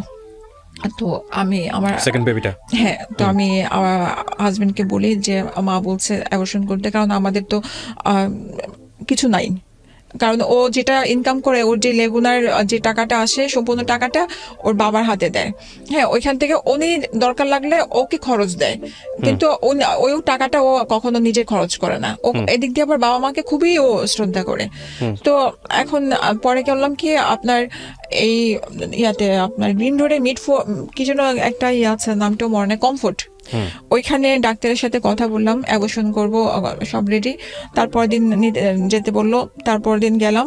যাওয়ার পরে উনি অসুস্থ ছিল দেখে উনি সেদিন পারলো না, বললো যে তুমি এক কাজ করো, আগামীকালকে আসো বলে। তো এর মধ্যে আমার হাজবেন্ড বাবাকে বলে, মনে হয় সেটা আমি শিওর না। তো বলার পরে এরপরে মা কিন্তু আমাকে আবারও বলছে, কি ব্যাপার, তুমি ন্যায় বসন করতে গেছিলা, তুমি হয় নাই? আমি বললাম যে মা, ডাক্তার অসুস্থ ছিল। তো এখন বাবা এসে আমাকে বলে যে যেটা হয়েছে হয়েছে, তুমি বাচ্চা রাখো, কিছু হবে না, একজন তো আছে, আরেকজন আসবে, নতুন মেহমান আসবে, সমস্যা নাই, ঘরে আরো হাসি খুশি হবে। হ্যাঁ, উনি এটা বলার পরে তারপর আমি যাই, কারণ মা যেহেতু বলছে, কারণ বাসাটা আমার শাশুড়ির কথায় চলতো। তো এখন মা যেহেতু বলছে, আমি তারপর দিন যাই, পরে সবকিছু রেডি করে বিকালের দিকে যাই। আমার মনে আছে, আমার হাজবেন্ড আমার হাত পা ধরে বলে যে রিক্সার মধ্যে বলে, আমি তোমার পা ধরে বলি থাক, যেটা হয়ে গেছে, আমাদের প্রথম বাচ্চাটা তো অসুস্থ, এখন ওকে, ও যেহেতু অ্যাক্সিডেন্টলি চলে আসছে, থাকতে দাও। আপনার শাশুড়ি বলতেছে অ্যাবর্ট করার জন্য, আর আপনার জামাই বলতেছে রাখার জন্য। ওকে, তারপর? জি। তো এরপরে ডাক্তারের কাছে যখন গেলাম, যাওয়ার পরে অনেকক্ষণ বসেছিলাম, তারপরে চিন্তা করলাম যে হাজবেন্ড যেহেতু বলতেছে, ও বলতেছে যে আমি দেখবো, হ্যাঁ, আর বাবা তো, মানে আমার বাবার কথা বলতেছে, বাবা তো প্রতি মাসে সবকিছু খরচ পাঠায়, বড় বাচ্চার খরচ তো সবকিছু পাঠাচ্ছে, তাহলে তো সমস্যা হবে না, দুই ফ্যামিলি মিলে বাচ্চাদের মানুষ হয়ে যাবে। তো এরপরে বাসায় আসলাম, ডিসিশন নিলাম। তো বাবা, আমার শ্বশুর, মানে আমার বাবা, ওনাকে ডাকতাম, তো আমার শ্বশুর খুশি। এখন মা আর কিছু বললো না, মা তো হলো। তো হওয়ার পর 3 মাস পরে দেখা গেছে যে আমার একটু প্রবলেম আরম্ভ হচ্ছে। পরে ওকে ওই কি জন্য একটা হরমোনের ইঞ্জেকশন দিয়ে দ্রুত বড় করা হলো। এর মধ্যে ভালো ছিল আমাদের রিলেশনটা। এর মধ্যে ও আবার আমাদের নতুন একটা বাড়ি করতেছিল, ওর জন্য ওকে ওইখানে পাঠিয়ে দেওয়া হয়েছে। তো মারামারি কাটাকাটির জিনিসগুলো ছিল না এর মধ্যে, আমিও শিখছিলাম। তো এর জন্য ওরকম কিছু হয় না। আর ডাক্তার দেখানো থেকে শুরু করে সবকিছু আমার শ্বশুরে নিয়ে যেত। হ্যাঁ, এমনকি মানে আমার সেদিন আমার এক রিলেটিভকে বললাম যে হাসি লাগতো, যখন আমি হসপিটালে যেতাম, আমি লাইলা আরজুমান ডাক্তারকে ল্যাবিটে দেখাতাম, তো সিস্টাররা ভাবতো কি যে উনি হয়তো আমার হাজবেন্ড, কারণ আমার হাজবেন্ডকে কেউ দেখে না, এতদিন ধরে যে ডাক্তারের কাছে যাই সবসময় ওনাকেই দেখাচ্ছে। তো এরপরে মেয়ে হয়, আপনার ল্যাবিটে মেয়ে হওয়ার পরে আপনার দুই বেবির বয়সের ডিফারেন্স কত? এই তো 4 বছর। 4 বছর পরে বাচ্চাটা হলো। জি। তারপর এই 4 বছরের মধ্যে আপনার জামাই কিছু করেছে? জব জাতীয় ওই যে আপনার লেগুনা যেটা ছিল, হ্যাঁ, ওই লেগুনাটা ওরা বিক্রি করে দেয়, বিক্রি করে, কারণ ওই যে ওরা পুরান ঢাকায় বাড়ি করবে, তো এখন ওর বাড়িতে সময় দিতে হবে। তোর বাবা বললো যে তাহলে তুমি এটা বিক্রি করো, তুমি ওইখানে বাড়ির কাজ দেখাশোনা করো। তো এর মধ্যে তো বেবি হলো, বাসা ওইখানে আপনার বাড়ির কাছে দেখাশোনা করে আরম্ভ করলো। তো মাঝখানে দেখা গেছে কি যে আমাদের মধ্যে খুব ডিস্টেন্স আরম্ভ হয়ে গেছে। ওকে আমি 2 মাস 3 মাসও দেখতে পাচ্ছি না। ও আসার পরে দেখা যায় যে মানে আধা ঘন্টা থাকে, ওর বাবার সাথে একটু হিসাব নিকাশ করে, তারপর চলে যায়। এখন আমার যে প্রবলেম গুলো দেখা যায় যে অনেক ধরনের অনেক কিছু লাগে, বাচ্চার লাগে বা কিছু, আমার বাবাকে আমি সবসময় বলতে পারি না, বা ওনাদেরকে আমাকে সবকিছু 2 টাকা লাগলে ওনাকে, মা আমাকে 2 টাকা লাগবে এরকম চাইতে হইতো, বা ছোটটা আমার মেয়েটাকে আমি মানে বাড়তি কিছু খাওয়াতে চাইলে বলতো যে না, এই বয়সে কেন বাড়তি দিবা, হ্যাঁ, মানে ওনাদের মতো আমার চলতে হতো। তো এখন পরে এই যে ডিস্টেন্সটা, এটাও আমার জন্য খুব খারাপ লাগতো। একদিন প্রচন্ড জ্বর এই ছেলেটার, তো এখন পরে আমি ফোন দিয়েছে, এখন আমার শ্বশুর বলতেছে খবরদার তুমি ওকে কল দিয়ে ডাকবা না, জ্বর হচ্ছে, আমি ডাক্তার কাছে নিয়ে যাবো। কিন্তু হচ্ছে কি, মেয়ে তো আমরা হয় কি যে শ্বশুর শাশুড়ির যে মনে হয় যে হাজবেন্ডটা যদি কাছে থাকে তাহলে মানে ভালো, কিন্তু আমার শ্বশুর, আমার হাজবেন্ড কখনো বাচ্চাদেরকে কোলে টুলে নেয় নাই। আমার শ্বশুরেই সবসময় যে রাতে আসতো, মানে উনি ঘুম পাড়াতো, কোলে নিয়ে নিয়ে ঘুম পাড়াতো বা ইয়ে করা, উনি আমার বাচ্চাদেরকে খুবই আদর করতো, যেটা সত্যি কথা। এরপরে আমি ওর একটা ফ্রেন্ডের মাধ্যমে, ওই ভাইয়াটা মোহাম্মদপুরে থাকে, মানে কল দিলাম ভাইয়াকে, বললাম ভাইয়া প্লিজ ওর একটু ফোন দিয়ে বলেন, আর ছেলেটা মানে অনেক অসুস্থ, প্রচন্ড শ্বাসকষ্ট, আর 104-এর উপরে জ্বর। তো ও রাতে আসে, তখন 2:30 হবে, ও রাতে আসার পরে ও দেখার পরে তো এখন হসপিটালে নিবে এরকম ইয়ে। তো এমন সময় আমার মানে শ্বশুর যে, সে খুব রাগারাগি করে আমার সাথে যে তুমি কিভাবে কল দিলা। তো আমি বলি, আমি জেসান ভাইয়ের মাধ্যমে আমি কল দিয়েছি। হ্যাঁ, তো বলতেছে কেন, আমি তোমাকে নিষেধ করেছিলাম না। ওকে ওই সময়টাতে সাথে সাথে ব্যাক করায়, বলে যে তুমি এখানে যাও, ওদের জন্য আমি আছি, তোমার লাগবে না। আচ্ছা। হ্যাঁ, তারপরে এর মধ্যে 2-3 বছরের মধ্যে আমার মেয়ে তখন 2.5 বছর হয়, এর মধ্যে ওই এরকম ভাবেই চলতে থাকে। আমি আমার পড়াশোনাটা আমি আস্তে আস্তে করতে থাকি, ওপেন ইউনিভার্সিটি থেকে আমি আস্তে আস্তে গ্রাজুয়েশনটাও পড়তে থাকি কেন্দ্রীয় কলেজে। হ্যাঁ, তো ওনাদের একটা জিদ ছিল যে ওনার ছেলে কিছু পড়াশোনা করে নাই, আমি পড়াশোনাটা আগায় যাচ্ছি। একসঙ্গে থাকতেন আপনি জামাইয়ের সঙ্গে থাকতেন ওই সময়টাতে? না, ও তো তখন ওইখানে বাড়ি করার জন্য। হ্যাঁ, তো আসতো অনেকদিন পর আসতো, 15 দিন 20 দিন, আবার এমন গেছে যে 2-3 মাসও আসে নাই, হয়তো 15 দিনের মানে 15 মিনিটের জন্য। ঢাকার মতো থাকতেন না? হ্যাঁ, তো সকালবেলা গিয়ে তো দেখে চলে রাতের বেলা চলে আসা যায়। ওর কথা ছিল যে ওই যে ইট বালি সিমেন্টের হিসাব এগুলো নিতে হবে, চুরি হয় এগুলো, ওরা ওইখানে না থাকলে বুঝবে না। ওদের জয়েন্ট ফ্যামিলি ছিল তো, একসাথে চাচা ফুপু সবাই একই সিরিয়ালে সবার বাড়ি, তো সব বাড়িগুলো একসাথে তৈরি করা হয়েছে। তো এইটার জন্য ও আলাদা কোথাও থাকে না, ও চাচার বাসায় বা বোনের বাসায় এরকম ভাবেই ছিল। তো এইভাবে সময়গুলো গেছে। যাওয়ার পরে তো মেয়ে, তখন আমরা এখান থেকে মোহাম্মদপুর থেকে আমরা গ্যান্ডারিয়া শিফট হই। গ্যান্ডারিয়া শিফট হওয়ার পরে ও তখন পুরা কাজকর্ম কিছুই করে না। এর মধ্যে ওর এক বোনের হাজবেন্ডের সাথে একটা কাজ আরম্ভ করে। ওর বোনের হাজবেন্ড ইটালিতে মানুষ পাঠায়। হ্যাঁ, তো ওই ভাইয়ের সাথে কিছুদিন ও কাজ করে আজি সুপার মার্কেটে। তো তারপরে ভাইয়াটা এক সময় কিছুদিন কাজ করার পরে পুলিশের কাছে ধরা খায়। তো ওই যে মানুষের টাকাগুলো নিয়ে উনি আর মানুষকে পাঠাতে পারে না। কি হয় উনি সম্পর্কে? আপনার মানে হচ্ছে যে বড় চাচার মেয়ের জামাই আরিফের।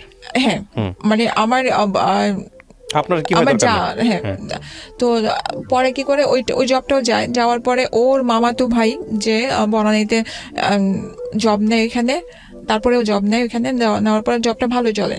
আমাদের আস্তে আস্তে মনে হচ্ছে যে সুখের দিন ফিরে আসছে। এমন সময় আমার ননদেরও বিয়ে ঠিক হলো, বাচ্চাগুলো আস্তে আস্তে বড় যাচ্ছে।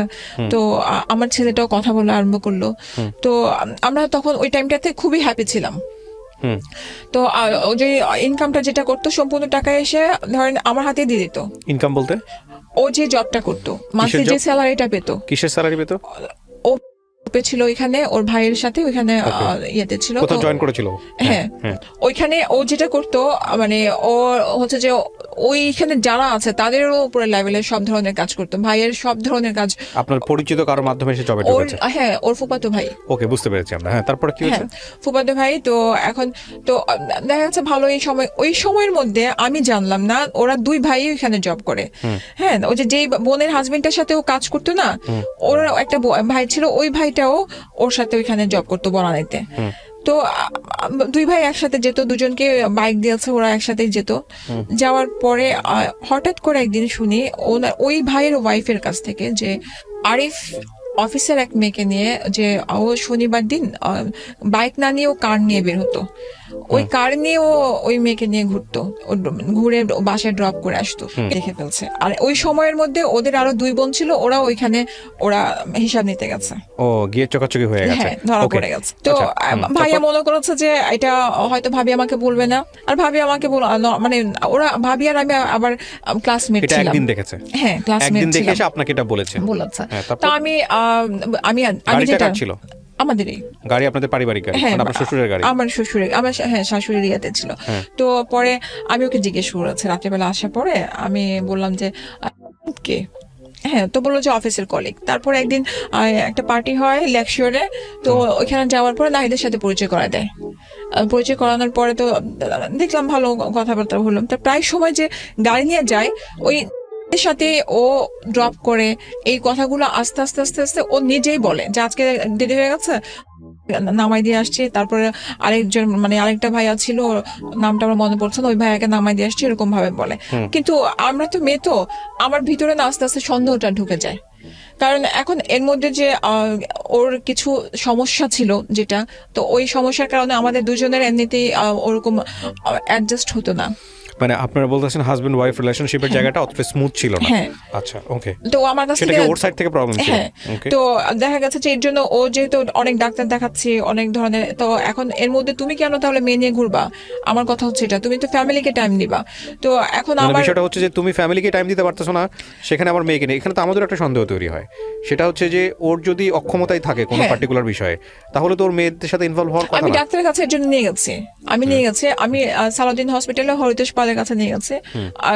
আমাকে ওর সামনে বলছে ডাক্তার, হয়তো অভিনয় করছে আপনার সাথে, না হলে কোনো কারণ আছে। হ্যাঁ, ও কারোর সাথে ফিজিক্যালি ইনভলভ না।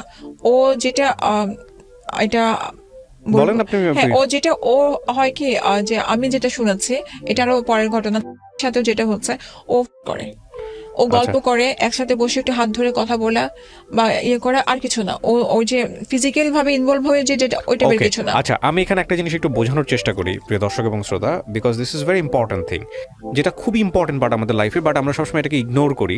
সেটা হলো যে ওনাদের মধ্যে, হাজব্যান্ড ওয়াইফের মধ্যে যে ধরনের সম্পর্ক, এটা একটা খুবই প্রীতি সম্পর্ক, পবিত্র সম্পর্ক, এবং যে সম্পর্কটা খুব প্রয়োজন, সেই সম্পর্কের জায়গাটা স্মুথ ছিল না। আচ্ছা, এখন কথা হচ্ছে, পরবর্তীতে এই ভদ্রমহিলা ওনাকে যখন একজন ফিজিশিয়ানের কাছে নিয়ে গেছেন বা একজন ডক্টরের কাছে নিয়ে গেছেন, তখন ডক্টর ফাইন্ড আউট করেছে, বা ওনারা পরবর্তীতে ফাইন্ড আউট করেছেন যে ওর মধ্যে আসলে প্রবলেম কোনো কিছু ছিল না ফিজিক্যালি, মানে ছেলেটার মধ্যে বা ওনার হাজব্যান্ডের মধ্যে, কিন্তু ও মেন্টালি এক ধরনের ওর মধ্যে পারভার্টনেস ছিল। এই পারভার্টনেসের বাংলাটা আমি কীভাবে বোঝাই, বেসিক্যালি হচ্ছে যেটা আসলে আমরা নর্মাল মনে করি, যে একটা ছেলে এবং মেয়েটার মধ্যে যে সম্পর্কটা, যে নর্মাল একটা সম্পর্ক, সেই সম্পর্কের জায়গাটায় অন্য কোনো বিকৃত চিন্তা যেটা মাথার মধ্যে রেখে সে হলো নর্মাল জায়গা থেকে অনেক বেশি সরে গিয়েছিল, যদি আমি বিষয়টা কীভাবে বলি, হুইচ ইজ আমাদের সোসাইটিতে এই জিনিসগুলো এখন অনেক বেশি হচ্ছে বিকজ অফ আওয়ার লাইফস্টাইল। হ্যাঁ, কিন্তু এটা ওনার উপরে ইফেক্ট তৈরি করলো। কিন্তু আমার কথা হচ্ছে যে আপনার বাচ্চা কাচ্চা হয়ে যাওয়ার পরে গিয়ে আপনি এটা আবিষ্কার করলেন, নাকি আগে থেকেই ছিল? অ্যাকচুয়ালি আমি না, আমাদের রিলেশনটা ওরকম ভাবে আমাদের কখনো হয় নাই। আমার কাছে ও যখন মানে দূরে থাকতো, ওই যে প্রথম থেকে দূরে থাকতো, তো ওই জিনিসটা আমি কখনো, ওই যে ও আমাকে বুকে নিয়ে অল টাইম ঘুমাতো, এই জিনিসটা আমার কাছে শান্তি ছিল, যে আমার হাজবেন্ড আমাকে বুকে নিয়ে ঘুমাচ্ছে, আর কিছু লাগবে না। তো যখন ওই যে এই জবে যখন ঢুকলো, দেখলাম যে আস্তে আস্তে করে ও মেন্টালি কেমন যেন করতো, দেয়ালে মাথা বাড়ি দিত, আমাকে পা ধুয়ে মানে ধরে ক্ষমা চাইতো, আমি কিছু পারতেছি না, ক্ষমা করে দাও। আমি ওকে অনেক বুঝাতাম যে এটা কোনো ব্যাপার না, আমার কিছু লাগবে না, আমি ট্রাস্ট মি, আমার কিছু লাগবে না, জাস্ট কারণ আমি তো ঘর থেকে বের হই না, আমি জবও করি না, আমি মাস্টার্স তখন পড়তেছি। হ্যাঁ, তো ওর একটা ইয়ে ছিল যেন আমি পড়াশোনাটা না করি, কিন্তু আমি আমার টাকা দিয়ে আমি চালিয়ে গেছি। তো এখন ও করেছে কি, তো মানে এমনও সময় গেছে যে না পারলে ওর নিড ছিল, আমার কাছে মনে হতো, কিন্তু পারতো না, তখন না আমাকে ও মারতো। এমন হয়ে গেছে যে এরকম সুইচ থাকে আপনার লাইটের, ওইখানে আমার মাথা নিয়ে বাড়ি মারতো, এরকম আমি সেন্সলেস হয়ে গেছি, আমার বাচ্চারা চিৎকার করতেছে। তখন তো আমি উপরে, মানে আমার শ্বশুরের থাকতো 3 তলা, আমরা তখন 6 তলা থাকতাম। তখন ও নিজে মাথায় পানি দিত, চিৎকার করে কান্নাকাটি করতো, তারপর সেন্স যখন আসতো তখন আমাকে বুঝাতো, এরকম ভাবে লাইফ যেত। তারপর আমি আমার ফ্যামিলিকে কখনো না কমপ্লেন করি না। আপনি যে বিষয়টা আমাকে একটু আগে বলেছেন, এটা খুব ইম্পর্টেন্ট একটা বিষয়, যে কারণে আমি বিষয়টা নিয়ে একটু জানতে চাচ্ছি আপনার কাছ থেকে। একটা যেটা বলতে, ডক্টর বললো যে ওর মধ্যে অন্য ধরনের একটা পারভার্টনেস আছে, কিন্তু সেটা কি আপনি প্রমাণ পেয়েছেন হাতে কলমে কখনো? না, প্রমাণ আমি পাই নাই। এমন টাইমে ওই অ্যাক্সিডেন্টটা করে, সেটা হচ্ছে যে আপনার মেবি যে মিরপুরে একটা খেলার স্টেডিয়ামে খুব সুন্দর করে সাজিয়েছিল কোনো একটা ফুটবল খেলার মনে হয়, তখন পুরা আমাকে, ও আবার এই জিনিসগুলো করতো, ওর কয়েকটা গুণ খুব ভালো ছিল, যে আমি যে কোনো টাইমে যদি বলতাম একটু ঘুরায় নিয়ে আসো না, ও আমাকে নিয়ে বাইকে করে ঘুরায় নিয়ে আসতো। তো আমাকে বলে চলো মিরপুরে স্টেডিয়াম সাজানো হচ্ছে, তোমাকে আমি নিয়ে আসি। হ্যাঁ, তো নিয়ে আসতে যে এই টিকাতুলিটা পার হতে যে বাইকটা থামায় রাস্তা পার হবো, পেছন থেকে প্রাইভেট কার, ওই লোকটার কানে হেডফোন ছিল, ওর পায়ের পাতার উপরে, ও তো স্ট্যান্ড করে পাতা রেখেছে, পাতার উপরে গাড়িটা উঠাই দেয় চাকাটা। ও যে ধাক্কা মারছে যে আমার পায়ের উপরে, সে তো হেডফোন। আমি পরে লাফ দিয়ে নেমে আমি যে লোকটাকে আমি বলি যে ভাইয়া আপনি ব্যাক করেন। তারপরে ও করে কি, যে আমাকে বলে তুমি গাড়িতে উঠো। হ্যাঁ, তুমি, আমি বলি কি না, আগে তুমি যাও হসপিটালে, বাইক রাখো এখানে, আগে হসপিটালে নেই। ও বলে আগে না, আগে তোমাকে সেভ করতে হবে, তুমি উঠো, কারণ অনেক রাত হয়ে গেছে, তো তখন প্রায় 12:30 1টা বাজে। তো তখন সাথে সাথে ও নিয়ে যায়, আমি তো ওকে সালাউদ্দিনে নিয়ে যাই। নেওয়ার পরে তারপরে ও কল দেই, ওর যে আমরা তো ওইখানে জয়েন্ট ফ্যামিলি, সবাই পাশাপাশি ছিলাম, ওর যে কাজিন গুলো আছে তাদেরকে কল দেয়, ও কল দেওয়ার পরে সবাই আসে, আসার পরে মানে বাইক নিয়ে যায়, ওকে আমি নিয়ে যাই। নেওয়ার পরে তো ওর পা প্লাস্টার করা উপরে নিয়ে, তারপরে আমার আম্মা আসে, আসার পরে আমার ওই যে আপনার 1 মাসের উপরে হবে প্লাস্টার করা ছিল, জবে ও যেতে পারে নাই, আম্মা খুব ওকে টেক কেয়ার করেছে। তো ওই টাইমটাতে করতো কি, নাহিদের জিনিসটা কিন্তু মাথা থেকে আমার পুরো চলে গেছিল। তো আমি আমার সাথে পরিচয় করাই দিল, ওই যে ও আমাকে এসে বলতো যে ওকে ড্রপ করে দিয়েছে, তাহলে আমার ওইখানে সন্দেহ আর আসলো না, কারণ ও তো সবকিছু আমাকে ক্লিয়ার করতেছে। আর আমি কখনো না যে মেয়ে ঘটিত ব্যাপারগুলো নিয়ে আমি ওকে সন্দেহ করতাম না। তো এখন হচ্ছে কি, যে ওর একটা ফ্রেন্ড ছিল, ফ্রেন্ড না মানে ওই অফিসে কাজ করতো, ওর জুনিয়র ছিল নাম। ফোন দিলে এর মোবাইল থেকে মানে ওকে ফোন দিয়ে কথা বলাতো। ভাই আমার পয়েন্টটা বুঝতে পারছেন? আমি বুঝতে পারিনি।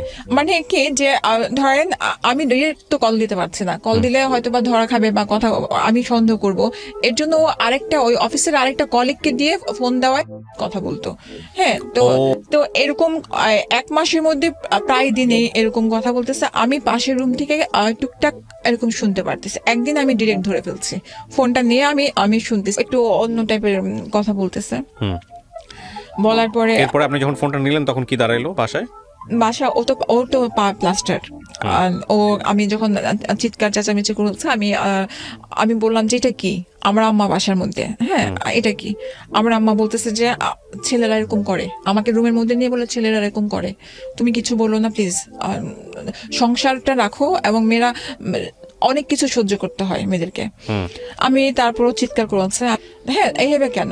তারপরে সে আমার কাছে ক্ষমা চাইলো, মানে কসম টসম কাটলো, আমার মার কসম, এই বাচ্চার কসম কাটলো, আমি এরকম করবো না। তো তুমি কি করবা না, তার মানেটা কি? তোমার সাথে কোনো রিলেশন? তো বলে না।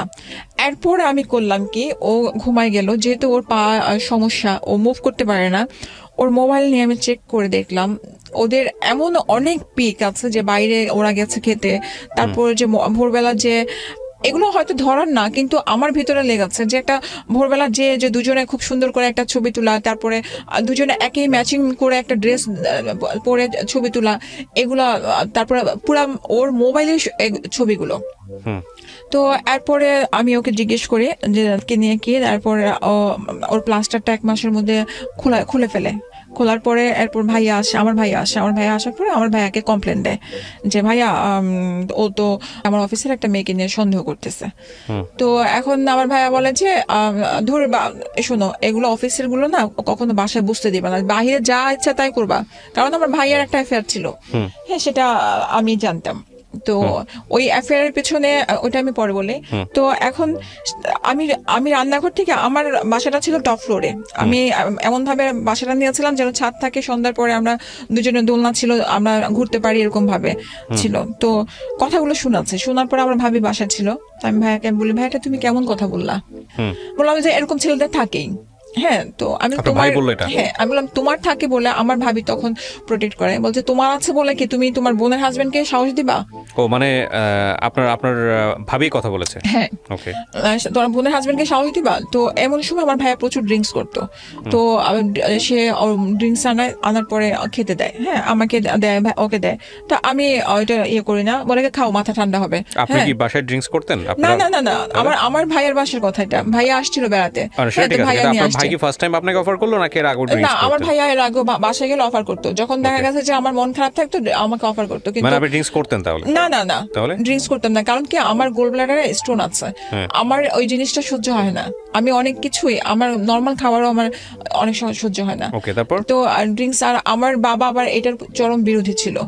তো আমাকে যখন এরকম করতো, আমার হাজবেন্ড খেত। তো খাওয়ার পরে এই জিনিসটা আমি পছন্দ করতাম না।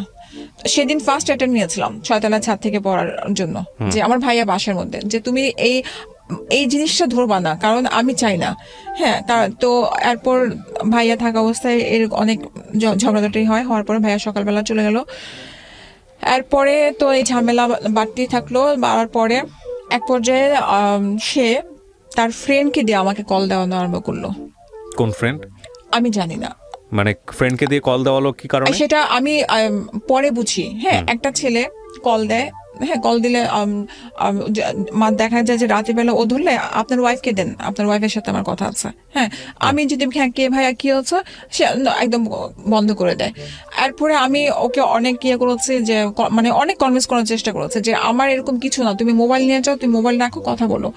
তার মানে সে আপনাকেও একটা ট্র্যাপে ফেলে যাতে করে সে ইকুয়াল ব্যালেন্স করা যায়। তো এরপরে করেছে কি, সে রীতিমতো এরকম করা আরম্ভ করেছে। ওই ছেলেটাকে দিয়ে এমন টাইমে ফোন দেওয়া তো যেন ও থাকে বাসার মধ্যে, হয় সকালবেলা না হলে বিকালবেলা, তারপরে এরকম করতো। করার পরে বুঝলেন কি করে যে ওই যে কাজটা করাচ্ছে? না, এটা আমি তখন বুঝি নাই। আমি তো জানি যে আমাকে কোনো ছেলে ডিস্টার্ব করতেছে। হ্যাঁ, আমি ওকে আরো ফোন দিয়ে দিচ্ছি যে দেখো তো এরকম কেন করতেছে। একদিন রাতের বেলা হয় কি যে শুয়ে আছি, তখন 12:30 একটার দিকে ও বাসায় আসে।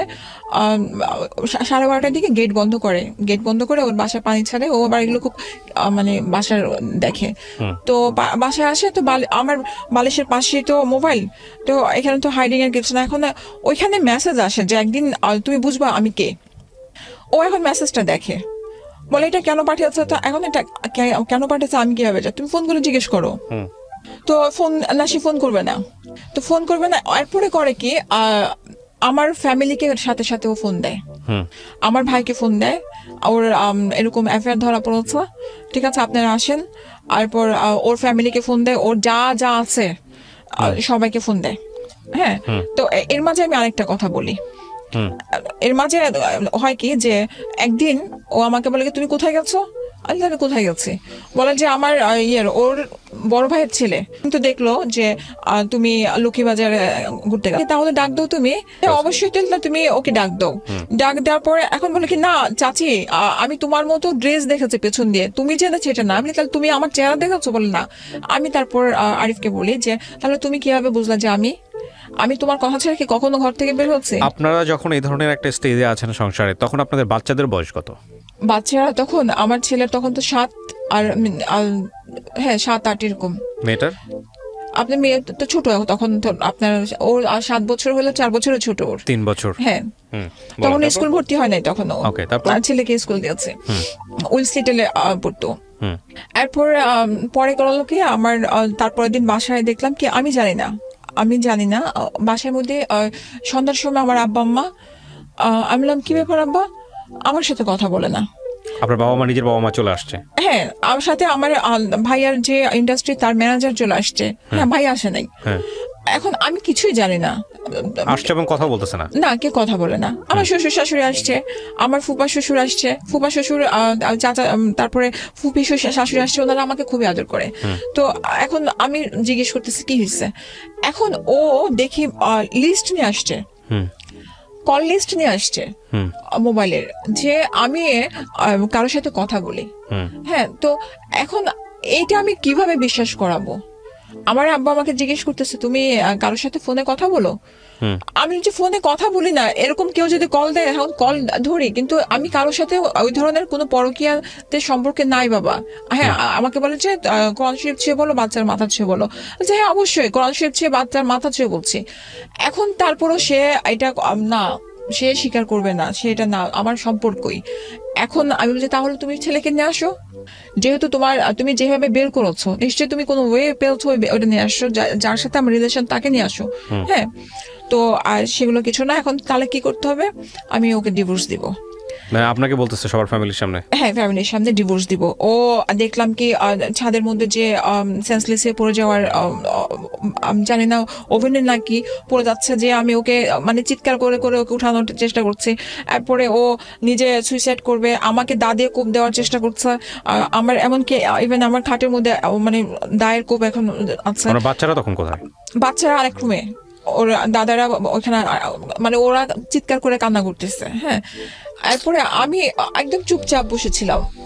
আমার কাছে তখন আমি শুধু একটা কথাই বলছি যে আমি কোরআন শুনে এখানে আপনার 10 মিনিট, সেটা কিন্তু কেউ দেখছে না। ঝগড়ার মাঝে কিন্তু লিস্টটাই প্রমাণ। হ্যাঁ, এখানে ওর ফ্রেন্ডও একটা আছে, পরে বললো যে হ্যাঁ ডিভোর্স দিয়ে দাও। তারপরে ওর আমার যে ফুপা শ্বশুরি আর ফুপি, সে বললো কি যে এক কাজ করো, তোমরা হজ করে আসো, ওমরা করে আসো দুজনে মিলে, ওমরা করার পরে দুজনের একটা ভালো শান্তি হবে। এটা বলার পরে তো আমার আব্বা বললো ঠিক আছে, টাকা পয়সা যা লাগে আমি দিব। হ্যাঁ, তোমরা বাচ্চা সহ যাও, যে করে আসো। সম্পূর্ণ কিছুটা একদম নর্মাল হয়ে গেল। ও নর্মাল হয়ে গেল বাচ্চা সহ। আমার মনে আছে ওর সাথে আপনি যে মেটার ধরেছিলেন ওইটাও ততদিনে বন্ধ হয়ে গেছে, মানে ওটা নিয়ে কথা নাই, ওটা নিয়ে কোনো কথাবার্তা নাই। যদি আপনাকে বিলিভ করি আমরা, যদি ওর টার্গেট এটাই থেকে থাকতো তাহলে সফল হলো। কিন্তু এটা কতটুকু সত্য কতটুকু মিথ্যা এটা উপরওয়ালা ভালো জানেন। আমরা ঘটনার আসলে কে সত্য কে মিথ্যা সেই ঘটনা আরো আছে, ওটা ঘটনা এখন পর্যন্ত আছে। এরপরে আর রাতেবেলা আমাদের খুব ভালো একটা সম্পর্ক, ওই ধরনের কোনো কিছু না। ওর বুকের উপরে আমার রাখলো, 2 বাচ্চাকে এক সাইডে, আমাকে এক সাইডে রাখলো, সুন্দর গেল। তারপরে আমি ওই সময়টাতে, আমি তো এর আগে বলেছি মাস্টার্স করছি যখন, তারপর আমি ওই পাশাপাশি একটা ছোট জব নিয়েছি। জবটা মানে 2 দিন হবে, হ্যাঁ, জবটা নিয়েছি ইকবাল রোডে। তো এখন ইকবাল রোডে যখন নিয়েছে, তো সকালবেলা ও আমাকে সবসময় হয় দিয়ে আসে নিয়ে অফিসের কাছে, আর না হলে ও বাসে উঠাই দেয়। তো সেদিন ও আমাকে বললো কি তুমি যাও, আমার আজকে ভালো লাগতেছে না, সারা রাত ঘুমাতে পারি নাই। আমি বাসে উঠে গেলাম। গুলিস্তান পার করার পর আমাকে ফোন দিয়েছে, বলে যে কোথায় আছো? আমি বলি যে গুলিস্তান আছি। বলে যে এক্ষুনি ওইখান থেকে বাস থেকে নামো, আমি দেখবো, আমি আসতেছি, তুমি ওই বাসে আছো কিনা। আমি বললাম ঠিক আছে। আমি নেমে গেছি, নেমে দাঁড়ায় আছি, আসার নাম নেই। আমাকে ফোন দিল, আবার ফোন দিয়ে বলে কি ঠিক আছে তুমি চলে যাও অফিসে, আমি পরে আসতেছি। অফিসে আসলো, অফিসে এসে অফিসে দারোয়ানকে এরকম ভাবে বিভিন্ন কথা জিজ্ঞেস করে এসে, ওইটা একটা কনসালটেন্সি ফার্ম ছিল, হ্যাঁ, ওর কাছে কত ক্লায়েন্ট যায়, কোনো ছেলের সাথে গল্প করে কিনা, মানে এরকম সারাদিন অফিসে নিজেই বসে থাকতো, কারণ মোহাম্মদপুর এলাকাটা তো ওর নিজের বলতে গেলে, ছোটবেলা থেকে ও এখানে। এরপরে পরে এরকম ভাবেই চলতে থাকলো। একদিন আমার জন্মদিন ছিল জুনের 30 তারিখ, আপনার 27 তারিখে, না সরি 28 তারিখে। আমাকে আমার যে এমডি ছিল, সে ছিল আপনার ঢাকার একজন হসপিটালের একজন নাম করা ইয়ে। তো সে ওনার এখানে জব করে আমার কাছে অফিসে ঢোকার পরে বলে যে চলো আমরা সাইকিয়াট্রিস্টের কাছে যাই, আমাদের মধ্যে এত প্রবলেম, তো একটা কাউকে দেখালে মনে হয় কিছুটা সলভ হবে। আমার এমডি তখন বললো আপনি এত দূরে কেন যাবেন, সাভার কেন যাবেন, সাভার তো অনেক দূরে, হ্যাঁ আপনি আমার ইয়েতে আসেন, হসপিটাল আসেন, আমি ভালো একজন ডাক্তার দেখা দিব। সে বললো কি না, আমি ওইখানে কথা বলে আসছি। তো উনি করলো কি, বললো কি যে আপনি এক কাজ করেন, ওনার যে ধরেন ওনাকে আমি এর আগে কিছু প্রবলেম বলছি, কারণ অফিসে এসে না ও মাঝে মাঝে চেঁচামেচি করতো, তো আর নোংরামি কথাবার্তা বলতো আপনার অফিসে এসে, হ্যাঁ নোংরামি কথাবার্তা বলতো। তখন আমাকে কিছু কথা ওনাকে বলতে হচ্ছে। তো করলো কি, আমাকে বিকেলে লাঞ্চের পরে আমাকে নিয়ে গেল সাভারে। আমি তো ওগুলো কিছু চিনি না, বাইকে করে নিয়ে গেল। ওইখানে যাওয়ার পর দেখলাম যে একটা বিরাট একটা মাঠের মধ্যে একটা গেট, এত বড় তালা, মানে ভাত, ওই যে বিয়ে বাড়িতে যেমন ভাত নিয়ে যায় না, দুই হাতে করে এরকম ভাবে নিয়ে যাচ্ছে। ঢুকলাম, তো আমি বললাম যে এটা কেমন ধরনের ডাক্তার তুমি নিয়ে আসছো? বলে আসো, সমস্যা নাই। বিশ্বাস করবেন না ভাইয়া, তখনও আমি ওর হাত এমনি ধরে আছি, আমি বলতেছি জান আমার না ভয় লাগতেছে, এমন একটা জায়গা।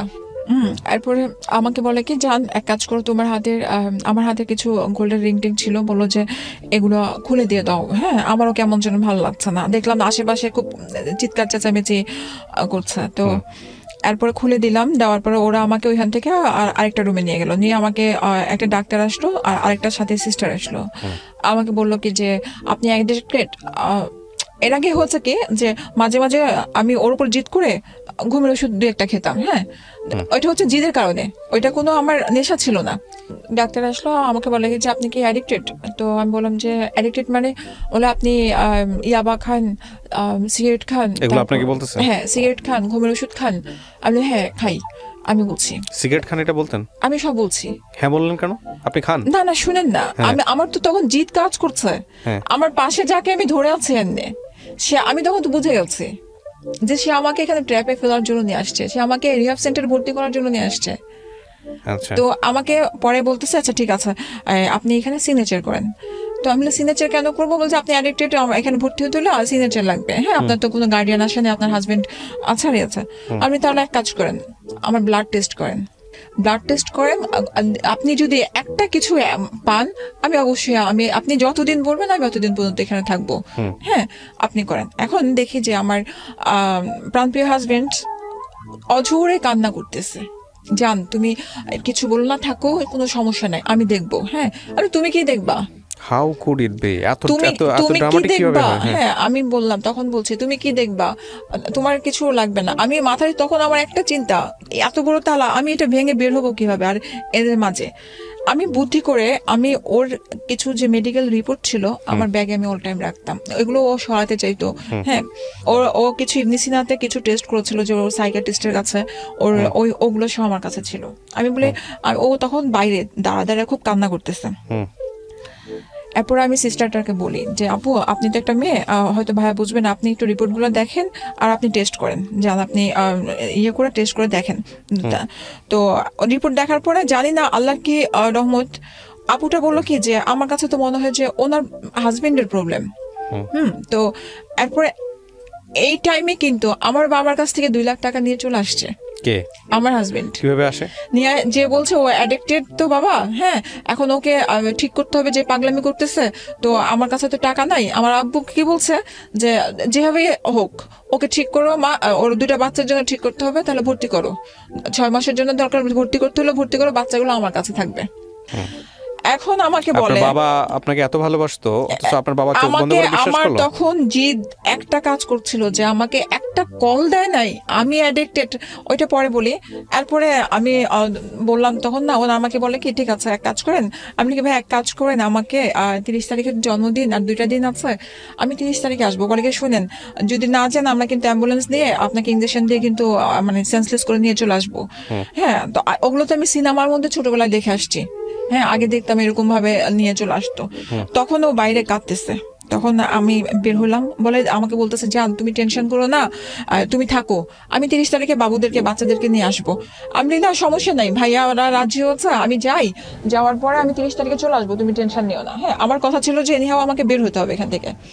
হ্যাঁ, তালাটা খুললো, খোলার পরে তো আমি চুপচাপ ইয়ে করলাম, ও আমাকে আমার মোবাইলটা হাতে দিল, দেওয়ার পর অর্নামেন্টস গুলো দিল, আর সারা রাস্তার মধ্যে মানে কান্না করতে, বলে কাঁদতেছো কেন, তুমি তো আমার সাথেই যাচ্ছ, দেখো আমি তোমাকে কত ভালোবাসি। এরপর আমাকে অফিসে ড্রপ করলো, অফিসে ড্রপ করার পরে আমার চেহারা দেখে তো বুঝে গেছে আমার বস, তো উনি আর কিছু বললো না, বললো যে আপনি কি কোনো লিগ্যাল অ্যাকশন নেবেন? আমি বললাম না। বাসায় গেলাম, বাসায় যাওয়ার পরে তারপর আমার শ্বশুর মানে আমার বাবাকে বললাম, বাবা জানেন আপনার ছেলে কি করেছে? বলে কি করেছে? আমি বলে আমাকে রিহ্যাব সেন্টারে নিয়ে গেছে ভর্তি করানোর জন্য অফিস থেকে। বলে আরে যা, এভাবে আমাকে সে বলছে যে আরে যা, তোর বাপই তো টাকা দিচ্ছে ভর্তি করার জন্য, তোর বাপই তোকে পাগল বলতেছে। এই কথাটা শোনার পর না আমার কাছে মনে হচ্ছে আমি আর দুনিয়াতে নাই। আমি তারপর আমার বাবাকে আমি ফোন দিয়ে বললাম যে আপনারা আমাকে একটাবার কল দিতে পারেন নাই, যে আমি কে, আপনাদের সন্তান না? বলে তোমার হাজবেন্ড বলছে, যেখানে তোমার হাজবেন্ড বলতেছে তার উপরে কোনো কথা নাই।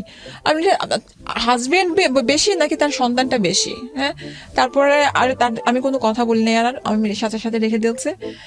রাখার পরে আর পরে আমার বাবার তারপর পরের দিনে ওই দিনের ঘটনা, আমি নিচে নেমে গেছি, রাগারাগি করে আমি নিচে নেমে গেছি। নিচে নামার পরে ও আমার সাথে সাথে আমার হাজবেন্ডও নিচে নেমেছে।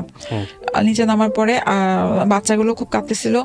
তারপরে করলাম কি, আমি পাশে একটা ইট ছিল হাতে, আমি বললাম যে খবরদার যদি আমাকে ধরতে আসো আমি ইট দিয়ে বাড়ি দেবো। আমার ভাসুরের বউ আসলো, আমাকে বললো যে চলো তুমি রাত্রে আমার কাছে থাকবা।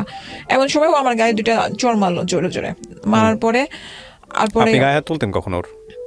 না, একেবারেই তোলেন নাই কখনো? না, তুলেছি, এটা পরে আসতেছে, তখনও তুলি নাই। আমি ইট নিয়েছিলাম মারার জন্য, আমি বলছি আমাকে ধরতে আসলে আমি কিন্তু ইট মারবো। আমি ওকে প্রচন্ড ভালোবাসি, এখনো ভালোবাসি। এরপরে পরে আমার ফুপা শ্বশুরা নিয়ে যায় উপরে, নেওয়ার পর বুঝানোর পরে রাত্রেবেলা বাসার মধ্যে দেয়, বাচ্চাগুলোকে নিয়ে থাকি। এরপরে ডিসিশন হয় যে ডিভোর্স দিয়ে দিব। ঠিক আছে, তুমি ডিভোর্স চাচ্ছ, ডিভোর্স দিয়ে দিব, চলো। এরপরে যাই, ডিভোর্স নেয়। ডিভোর্স নিয়ে উপরে কত সালে এটা ডিভোর্সটা নেয়? ডিভোর্স 2009। ওকে। আর ডিভোর্স নেওয়ার পরে নিচে নেমে বলে কি আমি ভুল করেছি, আমি এখন তোমাকে বিয়ে করব। সাথে ওর খালাতো ভাই, হ্যাঁ, আমাকে বলে সিগনেচার করতে। ওইখানে যাওয়ার পরে ওদের রিলেটিভ যে জর্জ কোর্টে, এরপরে আমার পরে ওর বোনেরও ডিভোর্স হয় একসাথেই। তো এখন আমি বিয়ে করবো মানে তুমি আমাকে ডিভোর্স দাও নাই, তুমি তোমার ডিসিশন ছিল এটা। হ্যাঁ, আমার ফ্যামিলির কাছে খারাপ করছো তুমি। আপনারা দুই পক্ষই সাইন করেন ডিভোর্স পেপারে? ওকে। তারপরে ওইটা শুধু না, আপনার ওই যে কাজী এনে কি হয়েছিল, খোলা তালাক করায় না কি করায়। এরপর আমার মুখের উপরে 20,000 টাকার কাবিন নামা ছিল, 20,000 টাকা চেকটা ছুঁড়ে মারে। হ্যাঁ, আমি যে আমার এটা লাগবে না, রেখে দাও তোমার কাছে। তারপরে পরে কি করে নিচে নেমে তো হাত পা ধরে কান্নাকাটি, এখন বিয়ে করবে। আমি অসম্ভব। ওর খালাতো ভাই একজন ছিল, ও বলতেছে যে চলো তোমাদের আবার দরকার বিয়ে করে। না। আপনার সামনে কখনো ড্রাগ নিয়েছে? আপনার সামনে বসে কোনোদিন নেয় নাই? কোনোদিন নেয় নাই। আপনার ভাষ্যমত কি নিত? আপনি ড্রাগ অ্যাডিক্টের যে বিষয়টা বলেছেন, ড্রাগ অ্যাডিক্ট বলতে কি শুধু সিগারেট খাইতো সে আপনার চোখের সামনে, আর আপনি অন্য কিছু জানতেন না? আমার চোখের সামনে সে সিগারেটও খেত না, বাইরে থেকে খেয়ে আসলে আমি এটার স্মেল পেতাম। ও আমার ভয় আমার বাসার কি নিত সে? ইয়ে হতো না, ও গাঁজা টানতো। আচ্ছা, আর এছাড়া কিছু টানতো না। তখন ওই টাইমটাতে শুধু সে গাঁজা খেত। তো এরপর তো ডিভোর্স হয়ে গেল। ডিভোর্সের পরে তো পাগলামি, প্রতিদিনই কান্নাকাটি করে, অফিসে যায় কান্নাকাটি, এমন করতে করতে 18 মাস গেল। 18 মাসের মধ্যে প্রতিদিনই অবস্থা। আমার বাবা আমাকে জোর করে আবার অনেক কাহিনী পরে কনভিন্স করে আবার বিয়ে দিল।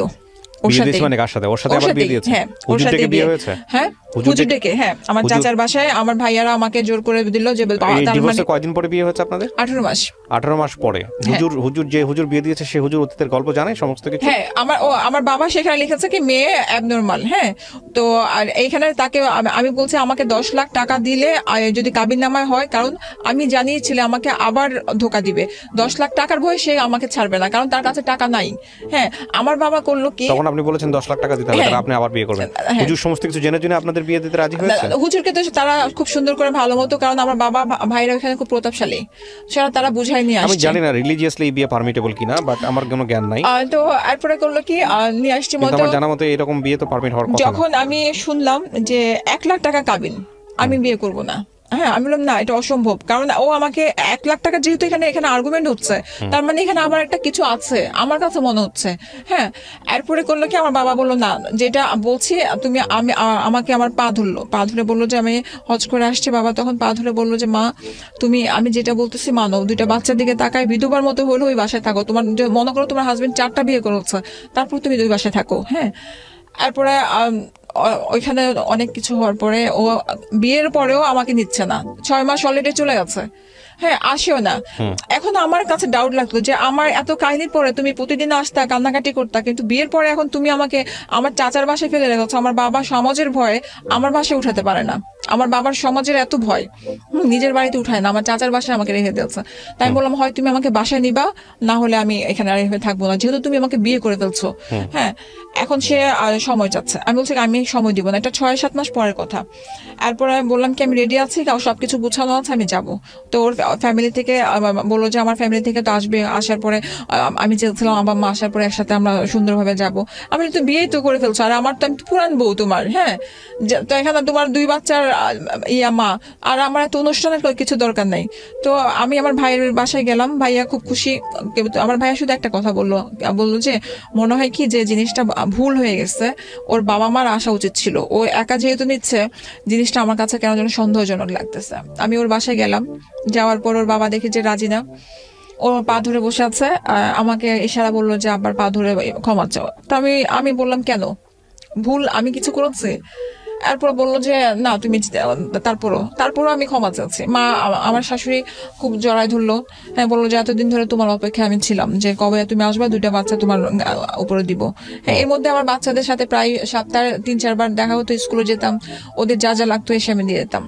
তারপর উনি রাজি হলো না, আমরা উপরে গেলাম, যাওয়ার পরে ভালো কাটলো। প্রথম দিন তো খুবই সুখের দিন, যে বাচ্চাগুলোকে বুকে নিয়ে ঘুমানো, ও আমাকে বুকে নিয়ে শান্তির একটা ঘুম দেওয়া। হ্যাঁ, এটা গেল ভালো কথা।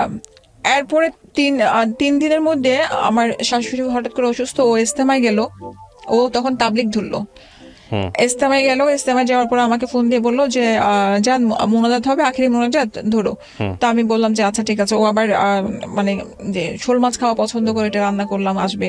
মোনাজাত ধরলাম, এমন সময় শুনে যে আমার শাশুড়ি মারা গেছে। ওনার রাতের বেলা নাকি সমস্যা হচ্ছিল, উনি তো অনেক মানে অসুখ ছিল ওনার। এরপরে তো কান্নাকাটি, ওনাকে আমি গোসল টোসল দেওয়ালাম ওনার। তারপরে আমার হাজবেন্ড আসলো, আসার পরে ওকে খুব নর্মাল দেখলাম, মানে একটা মার জন্য যেটু কান্নাকাটির ওরকম না। আসার পরে সে ওই ইস্তেমার গল্প, কিভাবে কি খাবার দিয়েছে এগুলো গল্প। আমি তারপর দাফন দিলাম, ভাইয়ারা আসলো, সবকিছু গেল। যাওয়ার পরে তার ঠিক 4 দিন পরে ও আমাকে বললো কি ইস্তেমায় যাবো। আমি কাপড় চোপড় গুছাই দিলাম। তো এখন সবসময় ইস্তেমায় যাওয়ার সময় একটা বালিশ নেয়, ও বালিশ দিল না, একটা ব্যাগের মধ্যে করে গেল, খুব পাঞ্জাবি নিয়ে গেল। আমাকে বুকে জড়াই বললো কি জান তুমি টেনশন নিও না, যাওয়ার পর আমি তোমাকে ফোন দিব। বাচ্চাগুলোকে আদর করে গেল, হাতের মধ্যে আমাকে 2000 টাকা দিল, আর বললো যে ভাইয়া, ও তখন আমার ভাইয়ের সাথে ও বিজনেস করতেছে, তো বললো যে ভাইয়া আমাকে গরুর টাকা দিয়েছে গরু কেনার, তো সাথে আমি টাকাটা নিয়ে যাচ্ছি, এসে গরু কিনবো। তো খুশি, আমি তো খুব খুশি যে জীবনে ফার্স্ট আমরা গরু কিনবো। সবসময় তো শ্বশুর শাশুড়ির সাথে দেওয়া হয়, এবার আলাদা দেওয়া হবে। তো এখন রাতের বেলা 2টা বাজে আমার ফোন আসে, যে ওই ছেলেটা ফোন দিয়ে, যে ওর ফ্রেন্ড, সে ফোন দিয়ে আমাকে বলে যে ভাবি আপনাকে যে আগে কল দিত, এটা মানে আরিফের দেওয়া কল, ওর ফ্রেন্ডকে দিয়ে দেওয়া তো। হ্যাঁ, তা ওই ফ্রেন্ডের গার্লফ্রেন্ডকে নিয়ে ও এখন বগুড়াতে রাতের নাইটে যাচ্ছে। সেই মেয়ে নাম কি, ডিটেলস কি, কোথায় থাকে, কি থাকে, সে সবকিছু আমাকে বলে দিল। আমি বললাম যে ভাইয়া এতদিন আপনি ওকে হেল্প করলেন, হঠাৎ করে আপনি কেন আমাকে হেল্প করতে আসলেন, তাও আজকে চলে যাওয়ার পরে? বলে যে ও কোনো এক সময়ে আমার সাথে কোনো একটা বেমানি করেছিল, ওটার প্রতিশোধ আমি নিলাম। তো যেটাই হোক, বললো যে আপনি রাত্রে কল দেন না, কল দিলে ওরা ব্যাক করে ফেলবে, আপনি ধরতে পারবেন না। হ্যাঁ, সবসময় তো কালার করেছে আপনার ফ্যামিলির সামনে, তো এবার আপনি দেখেন। সকালবেলা আমাকে ফোন দিল, যান বয়ান শেষ হলো, খুব সুন্দর জায়গা, আমি একটু ঘুমাবো, হ্যাঁ ফোনটা বন্ধ থাকবে, তুমি টেনশন নিও না। আমি ঠিক আছে, আমি খুব নর্মাল। আমি সাথে সাথে 6টার দিকে আমি গেটটা খুললাম, গেট খুলে আমি বাসায় আমার বাসায় গেলাম ড্যামরাতে। ভাইয়াকে বললাম যে এরকম, ভাইয়া বিশ্বাস করলোই না। ভাইয়া বলে যে না, এটা অসম্ভব কথা, হ্যাঁ আমি বিশ্বাস করি না। ঠিক আছে তুমি ফোন দাও। ফোন দিল, বলে কি ভাইয়া আমি বসিলাতে একটা মসজিদ আছি। ভাইয়ার সাথে সাথে 2-3টা হোন্ডা পাঠিয়ে দিল। ভাইয়া বললো আমার জাপান থেকে টাকা আসছে, টাকাগুলো আনতে হবে, তুমি বাইক নিয়ে আসো। বলে আচ্ছা ঠিক আছে, বসিলাতে পাঠান, আমি যাবো, টাকা নিয়ে আসবো। এখন ওইখানে সবাই ঘুরে টুরে যে মসজিদের কথা বলছে, ওইখানে বলতেছে যে কোরবানির আগে কোথাও তাবলিগ বসে না। ভাইয়া ওকে ফোন দিয়েছে, ফোন ধরে না। এরপরে ভাইয়ার যে বায়ার গুলা, ওদেরকে দিয়ে ফোন দিয়েছে, দেওয়ার পর ফোন ধরেছে। তারপর তো ভাইয়া ফোন দিয়ে ইচ্ছা মতো গালাগালি করলো, বলছে তুই শুধু আয়, এতদিন তো আমার বোনের দোষ দেখে আসছি, তোকে আমি কিছু বলি নাই। এরপর ভাইয়া আমাকে বললো কি যে তুই যাবি না এখন ওই বাসার মধ্যে। আমি থাকতে পারিনি, 2টা বাচ্চাকে রেখে আসছি, তো আমি না করলাম কি ওদের চলে গেছি। যাওয়ার পরে আমি দেখলাম রাত্রে 8:30 9টার দিকেও আসছে, এসেই পা ধরে কান্নাকাটি, মানে প্রচন্ড কান্নাকাটি। আমার তো মাথায় পুরো রক্ত খারাপ, আমি দা নিয়ে পারলে ওকে আমি জবাই করে দিই। হ্যাঁ, আমি যদি খবর দেয়, যদি আসো হয় আমি মরবো, নাহলে বাচ্চাদেরকে মারবো। হ্যাঁ, আমি এমন হয়ে গেছে যে আমি কোপও দিয়েছে যে আমি 2টা বাচ্চাকে মেরে আমি মরে যাবো। দিয়েছেন মানে দা নিয়ে আমি কোপ দেওয়ার চেষ্টা করছি আমার বাচ্চাদেরকে। হ্যাঁ, আমি বলছি ওদেরকে মেরে আমি মরবো। আমার বাচ্চাদেরকে সামনে রেখে কোপ দিতে গেছেন? হ্যাঁ, কারণ আমার বাচ্চারা চিৎকার করতেছে, এটা কি লাইফ লিড করতেছে আমি। হ্যাঁ, আমার হাজবেন্ড কোরবানির দেওয়ার 2 দিন আগে আরেকজনের সাথে চলে যাবে, সেই মেয়েকে ফোন দেওয়াতে সেই মেয়ে আমাকে বলে যে আপনি আপনার হাজবেন্ডকে জিজ্ঞেস করেন আমার সাথে কেন গেছে। আমি তার হাজবেন্ডকে ফোন দিয়েছি, ওর হাজবেন্ড আমাকে বলে যে আমি তো আমার ওয়াইফকে নিয়ে কোনো প্রবলেম ফিল করি না। প্রথম কথা হচ্ছে, ঠিক আছে, আমি এই ডিসকাশনগুলো যেতেই চাই না। দ্য থিং ইজ দ্যাট আমার মন্তব্যটা আসলে শেষে আসা উচিত। আমি মনে করি ঘটনার মাঝখানে ঘটনা আরো সামনে আছে। এরপরে এটা গেল, যাওয়ার পরে আমার ভাইয়া বললো কি যে ঠিক আছে, ওকে তো এখন একটা ঠান্ডা মাথায় রাখতে হবে। তো আমি ওখানে একটা ভাইয়া টাকা আমাকে 1 লাখ টাকা দিল, আমার ব্যাংকে 5 লাখ টাকা ছিল, ওটা মিলে আমি নিজে পার্লার দিলাম। পার্লারটা ভালোই চলতেছিল, কিন্তু ওর মাথার মধ্যে তখন ওইটা চলতেছিল যে ও যে মেয়েটাকে ও ছেড়ে আসছে, ওইটা কিন্তু অফিসের মেয়েটা না, এটা হচ্ছে আরেকটা মেয়ে। কত সালে দিয়েছিলেন? আপনার 14তে ওর ব্যবসা, ও আবার নতুন করে ডিলারশিপের ব্যবসা নিল। তো ওইগুলোতে লস খাওয়া আরম্ভ করলো। আমি ওকে তারপর টাকা দিলাম কিছু, সেটা তো লস খাওয়া আরম্ভ করলো। এখন বারবার প্রেশার দিচ্ছে যে আমার জন্য, ওর ভিতরে ওইটাই এক কথা যে আমার জন্য ওই মেয়ের কাছ থেকে ফিরে আসছে। হ্যাঁ, আস্তে আস্তে করে দ্বন্দ্ব বাড়া আরম্ভ করলো। দেখা গেল আমার পার্লারে কোনো, ওদের গ্যারেজের মধ্যে আমি পার্লারটা দিয়েছে, আমার পার্লারে কোনো ক্লায়েন্ট আসতেছে, ওদের সামনে ও আমাকে মারতে আসতেছে বা চিৎকার চেঁচামেচি আরম্ভ করতেছে। আস্তে আস্তে করে ও আমার বাসায় আসতোই না। আমার বাচ্চাদেরকে দেখা গেছে আমি আমার বাচ্চা সহ খাচ্ছি, ওকে যদি বলতেছি যে আসো একসাথে খাই, না আমার বাবার সাথে আমি খাচ্ছি, তোমার কোনো সমস্যা, তো এরকম বলতো। এরপরে বললো, এরকম করতে করতে আরো দ্বন্দ্ব আরম্ভ হলো যে আমার কাছে মনে হতো যে তোমার বাবার হক আছে, যেহেতু আমার বাচ্চারও তো হক আছে, যে আমার বাচ্চারও তো হক যে আমার ওর বাপের সাথে খাওয়ার, তো তুমি কেন সেটা তুমি ইয়ে করতেছো না। তো এখন যেখানে ও নিজের বলতেছে যে আমার বাবা একা, আমার মা নাই, আমার দায়িত্ব আছে, তখন আমি না আর কিছু বলতে পারি না, কারণ আমারও বাবা আছে। আমি কিন্তু এত কিছু পরেও আমি তাকে প্রতিদিন খাবার পাঠাতাম, সে খাক আর না খাক, তার সাথে লাস্টের দিকে কিন্তু আমার খুব ভালো সম্পর্ক হয়ে গেছিল। কিন্তু সে ওই মেয়েটার জিনিসটা সে ভুলতে পারে নাই। সে ওই মেয়ে নিয়েই ঝামেলা প্রতিদিনে করতে এরকম করতে তারপর সে আবার এর মধ্যে এই কিছুদিন, লাস্ট রোজার কথা, এই দ্বন্দ্বর পরে আমি শর্ট করে নিয়ে আসতেছি। এর মধ্যে তো আমি তো কখন ওর কাছ থেকে কোনো টাকা পয়সা নেই, আস্তে আস্তে করে ও বাচ্চাদের উপরে আবার বাজার সহ বন্ধ করে দিল। বাজার দেওয়ার মধ্যে দিত একটা মুরগি দিয়ে তুমি 3 দিন চালাও, এরকম করতো। এখন সেটাও বন্ধ করে দিল। রোজার মধ্যে আমার বাচ্চারা কি খাবে সেটাও জানো না, কি তুমি জানো সেটাও কি খাবে। এখন তাহলে এটা কেমন ধরনের, তুমি ওর বাবা না, ভালো না লাগলে চলে যাও। আমি তো বলছি যে তোমার সাথে আমার থাকা সম্ভব না, আমার দরজা তোমার জন্য খোলা, তুমি এখানে আসছো মেহমানের মতো, তোমাকে আমি আনি নাই। হ্যাঁ, তোমার সাথে আমার দ্বিতীয় বিয়ে হয় নাই, তো এরকম করতেছে। ওকে প্রিয় শ্রোতা, ছোট্ট একটা বিরতি নেবার আগে আপনাদের সবার জন্য বলছি ঢাকা এফএম এর আরো একটি ইউটিউব চ্যানেল যেখানে এসে আমার শ্বশুর যে তার পা ধরে কান্নাকাটি করলো, আমার ভাবির ভাই এসে ওর পা ধরে কান্নাকাটি করলো। আচ্ছা, এই ড্রামাটা এটা কোথায় গিয়ে শেষ হয়েছে আমরা সেই জায়গাটায়। আপনি ওনার সঙ্গে আছেন? ডিভোর্স হয়েছে? ডিভোর্স হয়ে গেছে। ডিভোর্স হয়েছে কত সালে হয়েছে? ডিভোর্স লাস্টে 16তে হয়ে গেছে। হ্যাঁ, 2016তে হয়েছে। 2016তে হচ্ছে, আপনি পেপারসগুলো নিয়ে আসছেন। 2016তে ডিভোর্সে ডিভোর্স হওয়ার পরেও কি আপনি ওনার কাছে গিয়েছেন? হ্যাঁ, 16 পরে আমাকে আসতে দেয় নাই। 2016 পরেও আপনি ওনার সঙ্গে থেকেছেন? হ্যাঁ। কত বছর থেকেছেন? আপনারা যে জুলাইয়ে ব্যাক করেছে। কত বছর মানে এই জুলাই ব্যাক করেছেন? মানে 2020 সালে? 2020 সালের জুলাই ব্যাক করেছেন। তার মানে 4 বছর আপনি অবিবাহিত অবস্থায় ওনার সঙ্গে ছিলেন, একসাথে স্টে করেছেন? না, ওর বাসায় থাকতো, 3 তলায় থাকতো, আমি 6 তলায় থাকতাম। আর আপনারা একসঙ্গে ছিলেন তো? ওকে। ও আসতো মাঝে মাঝে, খাবার টাবার ভালো কিছু রান্না করলে আমি ডাক দিতাম, একসাথে আসো খাও। আপনার বাচ্চা দুটো কোথায় আছে? বাচ্চা দুটো আমার সাথে আছে এখন। হ্যাঁ, এখন যে আজকে কয়েকদিন ধরে দাদার বাসায় গেছে। সেপারেশন কততে হয়েছে আপনাদের এখন ফাইনাল সেপারেশনটা? জুলাই মাসের 27 তারিখে। এরপরে যোগাযোগ আছে আপনাদের সঙ্গে ওর সাথে? না। বাচ্চারা এই নিয়ে 3 বার গেল, সেটা নিয়ে মেইন পয়েন্ট। আমার বাচ্চারা এই যে 28 তারিখে গেছে, কারণ ওর কাজিনের বিয়ে হচ্ছে আমেরিকা থেকে আসছে। রাখতে চাইনি নাকি বাচ্চা আপনি রাখতে দেননি? বাচ্চা ও রাখতে চায় নাই। আচ্ছা, ও রাখতে চায় নাই। আর ওদের এখন বাচ্চারা আমার সাথে চলে আসবে না। এগ্রিমেন্ট করেছে আমাকে দিয়ে যে তুমি বাচ্চা নিয়ে যাচ্ছ, শুধু আমি বাচ্চার পড়াশোনা খরচ দিব, কোনো খরচ দিব না। হ্যাঁ, তো আমি বলছি ঠিক আছে। আমার বাচ্চারা আপনার উপর যে আপনার পুরো গল্প শুনলে তো শুধু নির্যাতনের কাহিনী। আমার মামলা করতে চেয়েছি, দেয় নাই। কে দেয় নাই? আমার বাবা মা দেয় নাই। কারণ আর সবচেয়ে বড় কথা হচ্ছে ওই টাইমটাতে 2018তে আমার বাবা মারা গেছে, আমি সম্পূর্ণ একা হয়ে গেছে। আমার ভাই আমার সম্পূর্ণ বাড়ি সম্পত্তি গুলো আমার ভাই আমার দখল করে নিয়ে গেছে, আমাকে ঢুকতেই দেয় না। এত ভালোবাসতো আপনার ভাই, সবকিছু দিল না? কিছুই দিল না? সম্পত্তি সবকিছু নিয়ে গেছে। আপনি কি করেন এখন? আমি একটা ব্যবসা করি। আপনি যে কোনো কিছু করে আপনি নিজের পায়ে স্বাবলম্বী। এই স্বাবলম্বীটার ক্ষেত্রে আমি বলি, আমি যেখানে এখন কাজটা করি ও ওই জায়গাগুলোর মধ্যে যেয়ে বলে ও তো খারাপ, ও যে হোটেলে থাকে। আচ্ছা সিস্টার, আপনি কিছু মনে করবেন না, সেটা হচ্ছে যে আপনি গল্পটা রেডিওতে কেন বললেন? আমি আমার কথা বলার আগে আমি আপনাকে যে কোশ্চেনটা করেছি এই কোশ্চেনের অ্যানসারটা দেন প্লিজ। আমি বলতাম না আপনাকে, আপনি যখন আপনাকে নক দিয়েছি অনেক আগে, আমি এখন দিয়েছি কারণ কি পরশুদিন আমার মেয়ে চিৎকার করে রাতের 12টায় কান্না করতেছে, আমাকে এক্ষুনি এসে নিয়ে যাও। কেন বলে, বাবা বলে কি মেহমানের মতো এখানে আসছে, গেস্ট হিসেবে গেস্টের মতো থাকো, একটা কিছু বাড়তি কিছু চাইবো না, খাইতে চাইবো না, কিছু না।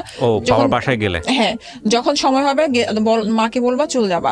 আমি ধরেন আমি ওই এলাকায় গেলাম আমার মানে দাঁতের ডাক্তারের কাছে, যদি আমি বলি যে যাও বাবার সাথে, আমি শুনেছি করেছে কিন্তু হাইড করে রেখেছে, কাউকে কারোর কাছে কিছু বলে নাই। আচ্ছা, তো তারপরে কি হয়েছে? আপনি তো আমি যদি ওদের বাসায় যদি আমি যাও দাদার সাথে আপনি কেন বললেন আসলেন গল্পটাতে? হ্যাঁ, এই আমার মেয়ের কথাটার জন্য যখন রাতে শুনলাম না এই কথাটা, আমার কাছে মনে হচ্ছে ওদের একটা অধিকার আছে, আমি না অধিকার পেয়ে থাকি। আমার হাজবেন্ড যদি এখনো বলে, ও তো আমার হাজবেন্ড না, যদি বলে যে সারা তুমি এখনো ব্যাক করো বাচ্চাদের জন্য, আমি 10টা বিয়ে করি, আমি তোমাকে একটা রুমের মধ্যে রাখবো, তোমাকে কোনো খরচ দিব না, আমি সেই হিসেবে যাবো, আমার বাচ্চাদের জন্য যাবো। কারণ আমার বাচ্চা, আমার মেয়েকে বিয়ে দিতে হলে কখনো এরকম সিঙ্গেল মাদের ভালো জায়গায় বিয়ে হবে না আমার মেয়ের। তাই আমি জানি, আমার বাবা মা থাকতে আজকে আমার এই অবস্থা, তাহলে আমার মেয়ের কি অবস্থা হবে? আপনি এই জন্য গল্পটা বলতে আসছেন? হ্যাঁ, মানে আমি সারা জীবন কষ্ট করে আসছি। আমার কাছে কি এখন মনে হয় যে কেউ যদি আমাকে মেরে ফেলতো আমি শান্তি, কারণ আমি ঘুমাতে পারি না রাত্রেবেলা। আমার সারাদিন মনে হয় যে টাকা কোথায় পাবো, আমার সব দিক দিয়ে ব্লক করে দিয়েছে সবকিছু। আপনি মাস্টার্স পাস করেছেন ওপেন ইউনিভার্সিটি থেকে? হ্যাঁ। তারপর না আমি ইয়া থেকে নরমাল ইউনিভার্সিটি থেকে আমি মাস্টার্স করছি এমএতে। তো মাস্টার্স করার পরেও আপনি জব কোথাও ম্যানেজ করতে পারছেন না? জব যেখানে জবে যাই সেখানে তো যে নোংরামি কথাবার্তা বলে চিল্লাচিল্লি করে, পরে আমাকে বলে কি যে আপনার জন্য আমাদের তো পরিবেশ নষ্ট করব না। তো আপনি লিগ্যাল অ্যাকশন কেন নিচ্ছেন না তাহলে? বাচ্চাদের জন্য, ওরা চায় না। বাচ্চাদের জন্য তো আপনি কিছুই করতে পারেন না, ওরা চায় না। এখন এই যে আমি এখন বলছি যে আজকে বলে আসছি, আমি অনেক কবার বলেছে যে তুমি, ও বলে কি যে তুমি কিছু করতে পারবা না। লিগ্যাল অ্যাকশনে কি বলবে? বাচ্চাদেরকে হয় ওর কাছে দিবে, নাহলে আমার কাছে দিবে। হ্যাঁ, তো আলটিমেটলি কি দাঁড়াবে? আপনার বাচ্চা দুটো বয়স কত এখন? ওর ছেলে তো 16তে পড়লো, আপনার আর মেয়ের 13তে পড়লো। আপনারা যারা আজকে রেডিওতে এই গল্পটা শুনলেন, আমরা নাম পরিচয় গোপন রেখে এবং এমনকি ভদ্রমহিলার ভয়েসটাও আমরা চেঞ্জ করে দিয়েছি, সেইভাবে আমরা গল্পটা এখানে প্রচার করেছি যাতে করে এদের সামাজিকতায় কোনোভাবেই কোনো ধরনের হ্যাম্পার না হয়। যারা বিয়ে করতে যাচ্ছেন এবং যারা এই ধরনের কামড়াকামড়ি, সোজা বাংলায় যদি বলি, খুবই নুডলি এবং খুব বাজেভাবে, বিকজ আমার ভিতরে যে ফিলিংসটা হচ্ছে সেটা আমি এক্সপ্রেস করতে পারছি না, এই ধরনের সম্পর্কের মধ্যে যদি থাকেন দ্বিপাক্ষিকভাবে, যে আপনিও খারাপ এবং আপনার সাথে যে আছে সেও খারাপ, কারণ আমরা যখন খারাপই করি তখন আমরা বুঝি। তাহলে দয়া করে এই ধরনের সম্পর্কের মধ্যে যাবেন না, নাম্বার 1। নাম্বার 2 হচ্ছে যে আপনি খারাপ কিন্তু সে ভালো, তারপরও অ্যাকসেপ্ট করা যায় কি, ঠিক আছে একজন মানুষ স্যাক্রিফাইস করবে, ট্রাই করবে, একটা ব্যালেন্স হবে। কিন্তু দুজনই যখন খারাপ হয়ে যায়, দুজনই যখন ইমব্যালেন্স অবস্থায় চলে যায়, on the perspective of child, বিশেষ করে 2টা বাচ্চার প্রেক্ষাপটে, এটা নিঃসন্দেহে এটা একটা ভয়ঙ্কর রকমের ক্রাইম। আমরা বাবা মাকে নিশ্চয়ই কাঠগড়ায় তুলতে পারবো না, কিন্তু আপনি চিন্তা করে দেখেন, জাস্ট আপনাকে আমি যদি বলি, আপনাকে যদি আমি প্রশ্নটা করি সারা, সেটা হচ্ছে আমি সন্তান, আমার বাবা মা কোনো একটা জীবনের কোনো প্রেক্ষাপটে আমার মা আমার ওপর দা তুলে ফেলছে, মেরে ফেলবে আমাকে, হ্যাঁ, সেটা যদি আমার মেমোরিতে থাকে সারাটা জীবন, আমি কি আমার মাকে বা ওই মোমেন্টটাকে কি আমি ক্ষমা করতে পারবো? আপনি মুখে বলেন পারবেন? কখনো না। আমি যদি না পেরে থাকেন তাহলে এই মোমেন্টের জন্মটা আপনার মাধ্যমে হয়েছে। আপনি এখানে একপাক্ষিকভাবে বলে গেছেন। আপনার জামাইকে যদি আমি এখানে নিয়ে আসি, আপনার জামাই আপনি 100টা কারণ দেখিয়েছেন, সে অন্তত 1000টা কারণ দেয়, অবশ্যই, ঠিক আছে। আমি কে অপরাধী সেই জায়গাটায় যাচ্ছি না, কিন্তু দুজনই আপনারা অপরাধী, দুজনই আপনারা এইরকম একটা ক্রাইম করছেন যে আপনারা 2টা বাচ্চাকে একটা বেটার ফিউচার দিতে পারেননি। আমি ধরে নিলাম আপনার হাজব্যান্ড আগাগোড়া খারাপ মানুষ, একদম শুরু থেকে শেষ পর্যন্ত খারাপ মানুষ, কিন্তু এই খারাপ মানুষটাকে তো আপনি জেনে বুঝে রিসিভ করছেন লাইফে, করছেন কি করেন নাই? অবশ্যই করছেন। তো করার পরে আপনি যেহেতু নিশ্চিত হতে পারতেছিলেন না যে আপনার হাজব্যান্ড ভালো হবে বা আপনার হাজব্যান্ডের দ্বারা এমন একটা সংসার গঠন করবেন যে সংসারটা বাচ্চাদের জন্য বেটার হবে, তাহলে আপনি বাচ্চা দুনিয়াতে কেন আনলেন? ওই বাচ্চাগুলো যখন চলে আসছে তখন ওই লাইফটা তো আমি দেখি নাই। না, বাচ্চাগুলো যখন চলে আসছে আপনি লাইফটা দেখেন না। আপনি কি বলছেন? আপনি বিয়ের আগে দেখতেছেন পিস্তল নিয়ে ঘুরতেছে, বিয়ের আগে দেখতেন ড্রাগ নিচ্ছে। ওই পিস্তলের লাইফটা যখন আছে তখন তো আমি ভালোমতো আনার চেষ্টা করতেছি, অ্যাডিক্টেড যখন হচ্ছে আমি ধরে নিয়ে আসতেছি। আচ্ছা, অ্যাকসেপ্টেড। হ্যাঁ, যখন আপনি বাচ্চা দুটো হয়ে গেল, হ্যাঁ, এই দা তোলা অবস্থার আগে তো আপনি ডিসিশন নিতে পারতেন। কি ডিসিশন নিতাম? ডিসিশন নিতেন আপনার কাছ থেকে চলে যাবেন, আলাদা হয়ে যাবেন। আলাদা হয়ে আমি কি করতাম? আলাদা হয়ে আপনি এখন কি করতেছেন? এখন তো আমি একটা কোর্স করেছি, করার পর নিজে বিজনেস করছি। তখন আপনি একটা কোর্স করে একটা বিজনেস করতে পারতেন না, তখন আমি করতে পারতাম না। আপনার বাবা যখন বললো ওকে ডিভোর্সটা দিয়ে দিতে, হ্যাঁ, আমার বাবা আমাকে ঘরেও তুলে নাই, বলছে সমাজের কারণে আমি তোমাকে তুলতে পারবো না। নো নো নো নো, আমার কথা শেষ করতে দেন। প্রথম কথা হচ্ছে সমাজের কারণে ঘরে তুলুক আর না তুলুক, আপনি টাকা দিয়েছে। আপনি আমাকে কোন সিচুয়েশনটা বেটার হয়েছে? আপনি জাস্ট এক্সাম্পল, আপনি আমার কাছে প্রশ্ন করি, প্রশ্নের অ্যান্সারটা দেন। সেটা হচ্ছে আপনার সন্তানকে আপনি আপনাদের জীবনের সবচেয়ে নোংরাতম অধ্যায় দেখাইছেন, অবশ্যই, তাই না? অবশ্যই। এই নোংরাতম অধ্যায়টা দেখায় তাদের মেমোরিতে এটা দেওয়াটা বেস্ট হয়েছে? আপনার মেয়ে যে ফিরে আসে বলে যে গেস্টের মতো আছো, এটা কি দেওয়াটা? আমি শেষ করি প্রশ্নটা, এটা বেটার হয়েছে নাকি এই মোমেন্টগুলো আপনার সংসারে আসার আগেই আপনার ওইখান থেকে কুইট করাটা বেস্ট হতো? কোনটা বেস্ট আমাকে এটা বলেন। কুইট করা বেস্ট হতো। আমি অনেক কবার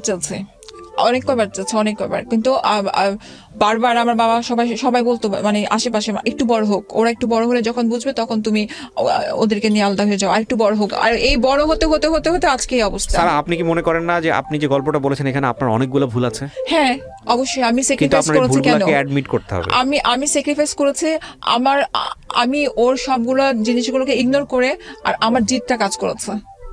আমি যদি ওর সব নোংরামিগুলো, আমার সবকিছু ইয়াগুলো করে বাচ্চাদের জন্য যদি নোংরামি অ্যাকসেপ্ট করেন না, আমি আপনাকে বলবো না আপনি নোংরামি অ্যাকসেপ্ট করতেন। না না স্যার শুনেন, আপনাকে আমি নোংরামি অ্যাকসেপ্ট করতে বলতেছি না। হ্যাঁ, আপনি খুব পোলাইটলি তাকে আপনি সুযোগ দিতে পারতেন। অনেক চেষ্টা করেছি। না, আপনি অনেক, দিস ইজ নট ট্রাইং।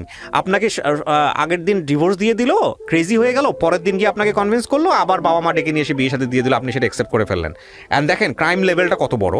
আপনি 2014 সালে তাকে ডিভোর্স দিয়েছেন বা 2016 সালে ফাইনালি, তারপরে 4 বছর আপনারা একসঙ্গে একই বিল্ডিংয়ে থাকছেন, আপনারা মুখোমুখি না হন, একই বিল্ডিংয়ে থাকছেন না? তখন আমি অনেক বোঝানোর চেষ্টা করেছি, অনেক। আপনি বোঝানোর চেষ্টা করবেন কেন আপনি ডিভোর্স দেওয়ার পরে? হ্যাঁ, ওই যে বাচ্চাগুলা, তাহলে আপনি ডিভোর্স দিলেন কেন? আমার বাবা তাহলে আপনি ডিভোর্স দিলেন কেন? ডিভোর্স তো ওর জন্য, ও আমাকে এই ধরনের গল্প প্রচার করে নাই। আমার শ্বশুরের এক কথা ছিল, তুমি ডিভোর্স না দিলে আমি ওদের পড়াশোনার কোনো খরচ দিব না, কারণ আমার বাচ্চা দুইটা পড়াশোনার খরচ ওনার কাছ থেকে আসে। আমার হাজবেন্ডের এক কথা, অন্যায় যে সহ্য করে দুজনেই সমান অপরাধী, মানেন তো? অবশ্যই। আপনি আপনার হাজবেন্ডকে যেভাবে এখানে মানে আমার হাজবেন্ডের দোষ নাই তো, আমার হাজবেন্ডের দোষ নাই, ও সবকিছু ছেড়ে দিয়েছে, ও তো আমাকেই ছেড়ে দিয়েছে। এবং এত কিছুর পরে, না আপনি শুনেন, এত কিছুর পরে যখন আপনি বলেন যে ও যদি এখনো বলে 10টা বিয়ে করার পরে আমি ওর কাছে ফিরে যাব, তাহলে definitely you are a great crimer. আপনি আপনার সন্তানদের, আপনি আপনার লাইফ নিয়ে বাজি ধরতেই পারেন। আমি শেষ করি না, আপনি যা করে ফেলছেন তা তো করেই ফেলছেন। প্রথম কথা হচ্ছে নেক্সট লাইফ নিয়েও যদি আপনার এরকম থিঙ্কিং থাকে যে আমার হাজবেন্ড 10টা বিয়ে করার পরও আমি তার কাছে যাব, এবং যার কাছে যাওয়ার ফলে সন্তানদের মাথায় দা ধরতে হয়, তাহলে definitely you are not mentally okay. আমার জায়গা থেকে আমি এটা বলবো। শেষ করি সারা, আপনি বারবার ইন্টারাপ্ট করতেছেন এবং আপনি নিজেকে ডিফেন্ড করার চেষ্টা করতেছেন in a very wrong way. আপনাকে এটা রিয়েলাইজ করতে হবে যে আপনি শুধুমাত্র নিজের লাইফের জিম্মাদার না, আপনি আপনার সন্তানের লাইফের জিম্মাদার। এটাকে অ্যাকসেপ্ট করেন, এটাকে মানেন? তাহলে আপনি যদি সেই 2 সন্তানের জিম্মাদার হয়ে থাকেন, আপনি একটু আগে বললেন যে ব্রোকেন ফ্যামিলি হলে তারা ঠিকমতো বিয়ে করতে পারবে না, বিয়ে দিতে পারবে না, তারপর আপনার সন্তানের ফিউচার নিয়ে চিন্তিত। আরে ভাই, ব্রোকেন ফ্যামিলির জায়গায় পরে যান, বিয়ে তো পরের বিষয়, কিন্তু মেন্টালি যে তাদেরকে আপনারা সিক করে ফেলতেছেন সেটা নিয়ে আগে ঠিক করেন। আপনার সন্তান পরের ঘরে গিয়ে ভালো থাকবে কি থাকবে না সেটা তো পরের বিষয়, এটার জন্যই আজকে আমি শেষ করি আমি, সেটা তো পরের বিষয়। বাট আপনি কি আপনার জায়গা থেকে সেটা করতে পারতেন না? ইনসিওরিটি দিতে পারতেন না যে না ঠিক আছে তোমার বাবা ভালো না, তোমার বাবা তোমাদেরকে বেটার ফিউচার দিতে পারবে না, স্টিল আই লাভ হিম, আমি আমার জায়গা থেকে ট্রাই করছি। সো সেই জায়গাটা থেকে আমি বলতে পারি তোমার বাবার সাথে আমি কোনো ডিফারেন্স এতে যাবো না, আমি কোনো এতে যাবো না, তার রিয়েলাইজেশনের জন্য আমি স্পেস নিচ্ছি। বাট তোমরা আমার কাছে বড় হও, তোমাদেরকে বড় করার জন্য আমার যা ভাবে যেভাবে ট্রাই করতে হবে আমি সেই ট্রাইটা করব। আপনি সেটা করতে অনেক লেট করে ফেলেছেন। অ্যান্ড ডেফিনেটলি আপনি যদি এই চিন্তার মধ্যে থাকেন যে এখনো 10টা বিয়ে করলে আমি তার কাছে ব্যাক করবো, শেষ করি সারা, কিসের বাচ্চাই তো বেটার থাকতেছে না তার কাছে গিয়ে। এবং আপনি যদি তাকে বারবার দানবীয় একটা সিচুয়েশনের মধ্যে নিয়ে যান বাচ্চাদেরকে, যে আপনি তার কাছে 10টা বিয়ে করলে আপনি তার কাছে ফিরে যাবেন এবং ফিরে যাওয়ার পরে আপনারা এই মারামারি করবেন, ধামাধামি করবেন, তারপরে দাঁত তুলবেন, এবং এই বাচ্চাও একসময় বিয়ের পরে সে তার হাজব্যান্ডের গলায় দাঁত তুলবে। আপনার বাচ্চারা আপনাদেরকে যেভাবে দেখে বড় হচ্ছে, সে যখন একটা নতুন সংসারে যাবে সে সেম জিনিসটাই প্র্যাকটিস করবে। সারা আমি কিন্তু আপনাকে একিউজ করতেছি না, আমি সিচুয়েশনটার জায়গা থেকে পুরো জিনিসটা বলতেছি। আপনার নিশ্চয়ই মনে আছে গল্পটা শুরু করার আগে আমি আপনাকে কোয়েশ্চেনগুলো করছিলাম যে I will ask this question এবং আপনি প্রপারলি অ্যান্সার দেওয়ার চেষ্টা করেন। কজ আমি যখন গল্পটা শুরু হবে তখন আমি আপনাকে মার্সি করবো না। আমি ডেফিনেটলি আপনার লাইফ আপনার, এটা নিয়ে আমি আপনি যদি মনে করেন স্বেচ্ছায় আপনি আপনার হাজব্যান্ডের গলায় গিয়ে ঝুলে পড়বেন, সে আপনাকে মারবে কাটবে, কোনো সমস্যা নাই, দ্যাটস ইয়োর ডিসিশন। বাট বাচ্চা যখন চলে আসে, এই বাচ্চাদেরকে বেটার ফিউচার দেওয়ার জন্যে আপনার তো রিয়েলাইজেশন আছে, আপনার হাজব্যান্ডের, ঠিক আছে আপনার কথা যদি ধরে নেই যে আপনার হাজব্যান্ডের মধ্যে কোনো রিয়েলাইজেশন ছিল না, তাহলে আপনার রিয়েলাইজেশনের জায়গায় এত বড় একটা ভুল কেন? এটা হচ্ছে আমার কোয়েশ্চেন যে এত বারবার ভুল কেন? এবং স্টিল আপনি আপনার হাজব্যান্ডের ক্ষেত্রে বলছেন right time you are 40, right? কত 34 থেকে 40-র মধ্যে? হ্যাঁ, আমি ঠিক আছে তো, আমি ঠিক বলেছি? তাহলে এই বয়সে এসেও যদি আপনি টিনেজারদের মতো বলেন যে আপনার জামাই 10 বার বিয়ে করলেও আপনি তার কাছে ফিরে যাবেন এবং সেটার বলি হবে আপনার বাচ্চারা, ও মাই গড, এখানে একটা কথা আছে। কারণ কি, ও তো আমার বাসায় আসতেছে না, আমি থাকতেছি উপরে, সেখানে আমি আমার মতো করে আমার বাচ্চাদেরকে মানুষ করতে পারছি। আমি যখন বের হয়ে আসি তখন ওকে আমি আমার পা ধরে বলেছিলাম যে আমাকে ওর পরীক্ষাটা পর্যন্ত থাকতে দাও, যেন পরীক্ষাটা ওর ভালো হয়। হ্যাঁ, এ লেভেলটা যখন হাফ দিচ্ছে তো জানুয়ারি মাসে, ও বলছে না ওদের জন্য আমি আমার লাইফ নষ্ট করবো না। তো এটার জন্য আমি বলছি যে আবার ব্যাক করবো। কারণ আমি এখন এখানে যখন আপনি বললেন না আমাকে যে আরো আগে আপনি এই ডিসিশনটা নিতে পারতেন, একটা মেয়ে একা থাকাটা অনেক টাফ। একটা আমার অনেক আপনজনরা যারা আমার রক্তের সম্পর্কে, তারা সহ আমার দিকে খারাপ নজরে তাকায়। আপনার ভুল ছিল না? টেল মি, সেই টাফ জায়গাটার জন্য আপনার ভুলটা ছিল না? কি ধরনের? আপনি যখন ইন্টারে তখন তাকে বিয়ে করছেন এরকম পিস্তলওয়ালা একটা ছেলেকে করে দিয়ে, আপনি ডেফিনেটলি হচ্ছে আপনি প্রাইভেট ইউনিভার্সিটিতে পড়তেছেন, আপনার বাবা মায়ের তো নিশ্চয়ই সে সাপোর্ট দেওয়ার সুযোগ ছিল যে 5টা ছেলে মেয়ের বা 4টা ছেলে মেয়ে মারা যাওয়ার পর আপনি হয়েছেন, আপনার বাবা আপনাকে উচ্চ শিক্ষিত করে চাকরি দিয়ে আপনাকে এস্টাবলিশ করে দিতে পারতেন না? সে বিগ ক্রাইম না? আপনি ভুল করছেন না? ওকে, ডেফিনেটলি। সো এটা রেজাল্ট আপনি পাবেন। বাবা মৃত্যুর আগ পর্যন্ত 2018 পর্যন্ত আমার বাবা প্রতি মাসে আমাকে 30 থেকে 40,000 টাকা দিয়ে আসছে, সে লাস্ট পর্যন্ত দিয়ে আসছে। তো হ্যাঁ, এবং তার লাস্ট পর্যন্ত একটা কথা ছিল, আপনি বলেন ভুলটা আমার ছিল। এবং ছেলেটা তো আপনাকে লাভও করেনি বলছে ফ্রেন্ড, আপনি তাকে বিয়ে করছেন। এবং ছেলেটা একটা মেয়েকে লাভ করতো, সেই মেয়েটা তার প্রাইভেট টিউটরকে লাভ করে দেশের বাইরে চলে গেছে, এটা জেনেও আপনি তাকে ছেলেটাকে বিয়ে করছেন। সো দেখেন, এখানে মেয়েদের এই যে জিনিসগুলা, ইমোশনালি একটা ছেলের প্রতি অ্যাটাচ হয়ে যাওয়া, ইমোশনালি একটা ছেলেকে এইভাবে চিন্তা করা, এবং ক্রেজিনেস, এই জাতীয় লাভের ক্ষেত্রে অনেক ভয়ঙ্কর রকমের ক্রেজিনেস থাকে। এরা মুহূর্তের মধ্যেই খুন করে ফেলতে পারে, এরা মুহূর্তের মধ্যেই একদম দুজনের জন্য একদম জান ছেড়ে দিতে পারে। দেখেন, এটা কিন্তু এনাদের এত বছরের কনজুগাল লাইফেও হয়েছে, যদি ওনাকে আমরা বিলিভ করি। সেটা কি, আগের দিনে ডিভোর্স দিচ্ছে, দিয়ে ছাদ থেকে শুধু নেমেছে, মানে 4তলা থেকে শুধু নেমেছে, পরে নিচে নেমে হাত পা ধরছে, চলো তোমাকে আমি আবার বিয়ে করবো। তো দিস ইজ দ্য থিং, এদের মধ্যে এই যে জিনিসটা, এইটা মারাত্মক। বিকজ আমি একটা কথা বলি, নোবডি ইনক্লুডিং মি, এই যে আমি এত বকর করতেছি বা এই যে আমি আপনাদেরকে দিচ্ছি, এই আমার জায়গায় বসে থাকলে আপনি হয়তো আমার চাইতে আরও সুন্দর করে বলতে পারতেন। বাট ইনক্লুডিং মাই লাইফ, আমি আমার নিজের জীবন নিয়েও বলি, প্রত্যেকটা কনজুগাল লাইফে প্রবলেম আছে, প্রবলেম থাকবে। হ্যাঁ, আমার অনেক অনুষ্ঠান আছে যেখানে আমি খুব পরিপাটি করে উপস্থাপন করি, বাট সেখানে যে প্রবলেম নাই বিষয়টা এরকম না, প্রবলেম আছে। কারোটা কম, কারোটা একটু অন্য ডাইমেনশনের, কারোটা অন্য ডাইমেনশনের। কিন্তু যখন in the case of child, যখন আপনি একটা বাচ্চা দুনিয়াতে নিয়ে আসেন, সেই বাচ্চা দুনিয়াতে আল্লাহ আপনাকে গিফট করে, উপহার দেয়, তো ওইটা আপনার কাছে সর্বোচ্চ আমানত। আপনি যদি তাদেরকে বেটার ফিউচার দিতে না পারেন, হ্যাঁ ঠিক আছে, আপনার ওয়াইফের অনেক বড় প্রবলেম আছে, মেন্টালি সে ডিসঅর্ডার, তার অনেক বেশি সাইকিয়াট্রিক, সে আপনার কথা একেবারেই শোনে না, কিছু শোনে না, ঠিক আছে, সেটা হাজব্যান্ডের ক্ষেত্রেও হইতে পারে। যখন একটা মানুষ অন্তত পরিবারে বোঝে যে না ঠিক আছে, আমি যদি এটা নিয়ে বেশি সাংঘর্ষিক অবস্থায় চলে যাই, সেটা হাজব্যান্ডের পক্ষ থেকে হতে পারে, ওয়াইফের পক্ষ থেকেও হতে পারে, বা দ্বিপাক্ষিকভাবে হতে পারে, তাহলে বাচ্চাদের জন্য এটা একটা ভয়ঙ্কর রকম অবস্থা তৈরি হবে। অনেক মেয়ে আছেন, বিশেষ করে আমাদের সমাজে অনেক মেয়ে আছেন, নিজে তো মরবো, বাচ্চাটারও মেরে ফেলবো, কি করব, বাচ্চা সহ গলায় ফাঁসি দিব। এই যে সাইকো চিন্তা ভাবনা, এই সাইকো চিন্তা ভাবনাগুলো নিজেই বলে, এখন আমার মেয়ে বলে, মা চলো আমরা একসাথে 3 জন মারা যাই, কারণ আমাদের করার এখন কিছু নাই। এটা কত বড় পরাজয় আপনার জন্য। এর চেয়ে বড় পরাজয় এটা মার জন্য কিছু হতে পারে না। আমার কাছে মনে হয় কি, সত্যি কথা, আমি ওপেন ভাবে বলছি যে আমি এখন আমার বাচ্চাদের জন্য যদি টাকা দরকার হয়, আমি এখন খারাপ হতে বাধ্য হবো, কারণ আমার বাচ্চাদেরকে মানুষ করতে হবে, আমার বাচ্চাদের একটা বেটার লাইফ দিতে হবে। নিশ্চয়ই আপনার সেই চিন্তা করতে হবে না। আমি আপনাকে একটা প্রথম কথা বলি, আপনার চিন্তার জায়গাটাকে শান্ত করতে হবে। আপনি কিছু মনে করেন না, আমি আপনাকে সিস্টার হিসেবে, বোন হিসেবে বলতেছি, চিন্তার জায়গাগুলো খুব রাফলি কিছু চিন্তা আছে আপনার মধ্যে, যে জায়গাগুলো অবশ্যই স্টর্মিং এর জায়গাটা। আমি যারা খুব ভালো পরামর্শ দেন তাদের কাছে গিয়ে পরামর্শ নেন। আপনার ব্রেনের জায়গাটা অনেক বেশি স্ট্রং করা দরকার, আপনার মধ্যে কনফিডেন্টের অনেক ল্যাগ আছে, সেটা স্ট্রং করা দরকার। রাইট নাও আপনি যেই গল্পগুলো বললেন সেই জায়গাটা নিয়ে আপনার সঙ্গে আমার অনেক বাদানুবাদ হচ্ছিল, কিন্তু এই গল্পটা থেকে হাজার লক্ষ মেয়েরা যাতে শিখে, এই জায়গাটা আমি বলতে চাই। The moral of the story is that কোনো মেয়ে নিজের পায়ে না দাঁড়িয়ে, নিজে ইনকাম না করে, নিজের ক্যারিয়ারের জায়গাটা সুষ্ঠুভাবে না করে কখনোই যাতে সিদ্ধান্ত না নেয়, বিশেষ করে এরকম রাফ অ্যান্ড টাফ কোনো ছেলেকে বিয়ে করার ক্ষেত্রে। আমি তো ক্যারিয়ার আমি এস্টাবলিশড হয়েছে, তারপরে তো আমি কিছু করতে পারি নাই। না, ডেফিনেটলি আমার ডিভোর্সের পরেও আমার এক্স আমার অফিসে যে ঝামেলা করছে, আমার বিভিন্ন কাজে যে ঝামেলা করছে। সারা বাংলাদেশে মেয়েরা কাজ করছে না, হ্যাঁ করছে, আপনার মতো মেয়েরা কাজ করতেছে না, আপনি পারেন নাই, ফাইন্ড আউট দ্য ওয়ে। আপনার জন্য পারাটা কঠিন হচ্ছে, কারোর জন্য পারাটা সহজ হয়েছে, কিন্তু বিষয়টা এরকম না যে সবার জন্যই সহজ। আমার কাছে কেন যেন মনে হয় ও ছাড়া আমার দুনিয়া নাই। হ্যাঁ, that's the wrong thinking. You need to think আপনার আরো রিলেশনের প্রয়োজন আছে, বাট বিগ ইরোর করেন না, এটাই হচ্ছে বলার। এবং এইখান থেকে অনেক কিছু শেখার আছে। আমি মনে করি আপনার জীবনের সবচেয়ে ভালো কাজ হবে এটাই, যে একজন সিঙ্গেল মাদার হিসেবে আপনার দুইটা সন্তানকে বেটার ফিউচার দেয়া। আমি জানি না স্টিল আপনার ছেলেটা অটিস্টিক কিনা। না, ও এন্ড হি ইজ ওকে, আলহামদুলিল্লাহ, ডেইলি স্টার থেকে ও অ্যাওয়ার্ড পাওয়া, সো ভেরি গুড। আপনি চাইবেন আপনার দুটো সন্তান যে কোনো ভাবেই হোক না কেন সেজন্য একটা বেটার ফিউচার পায়, এন্ড নট অনলি দ্যাট, এটা কিভাবে, অবশ্যই আপনি অ্যাট লিস্ট তাকে মেন্টাল সাপোর্টটা দেন।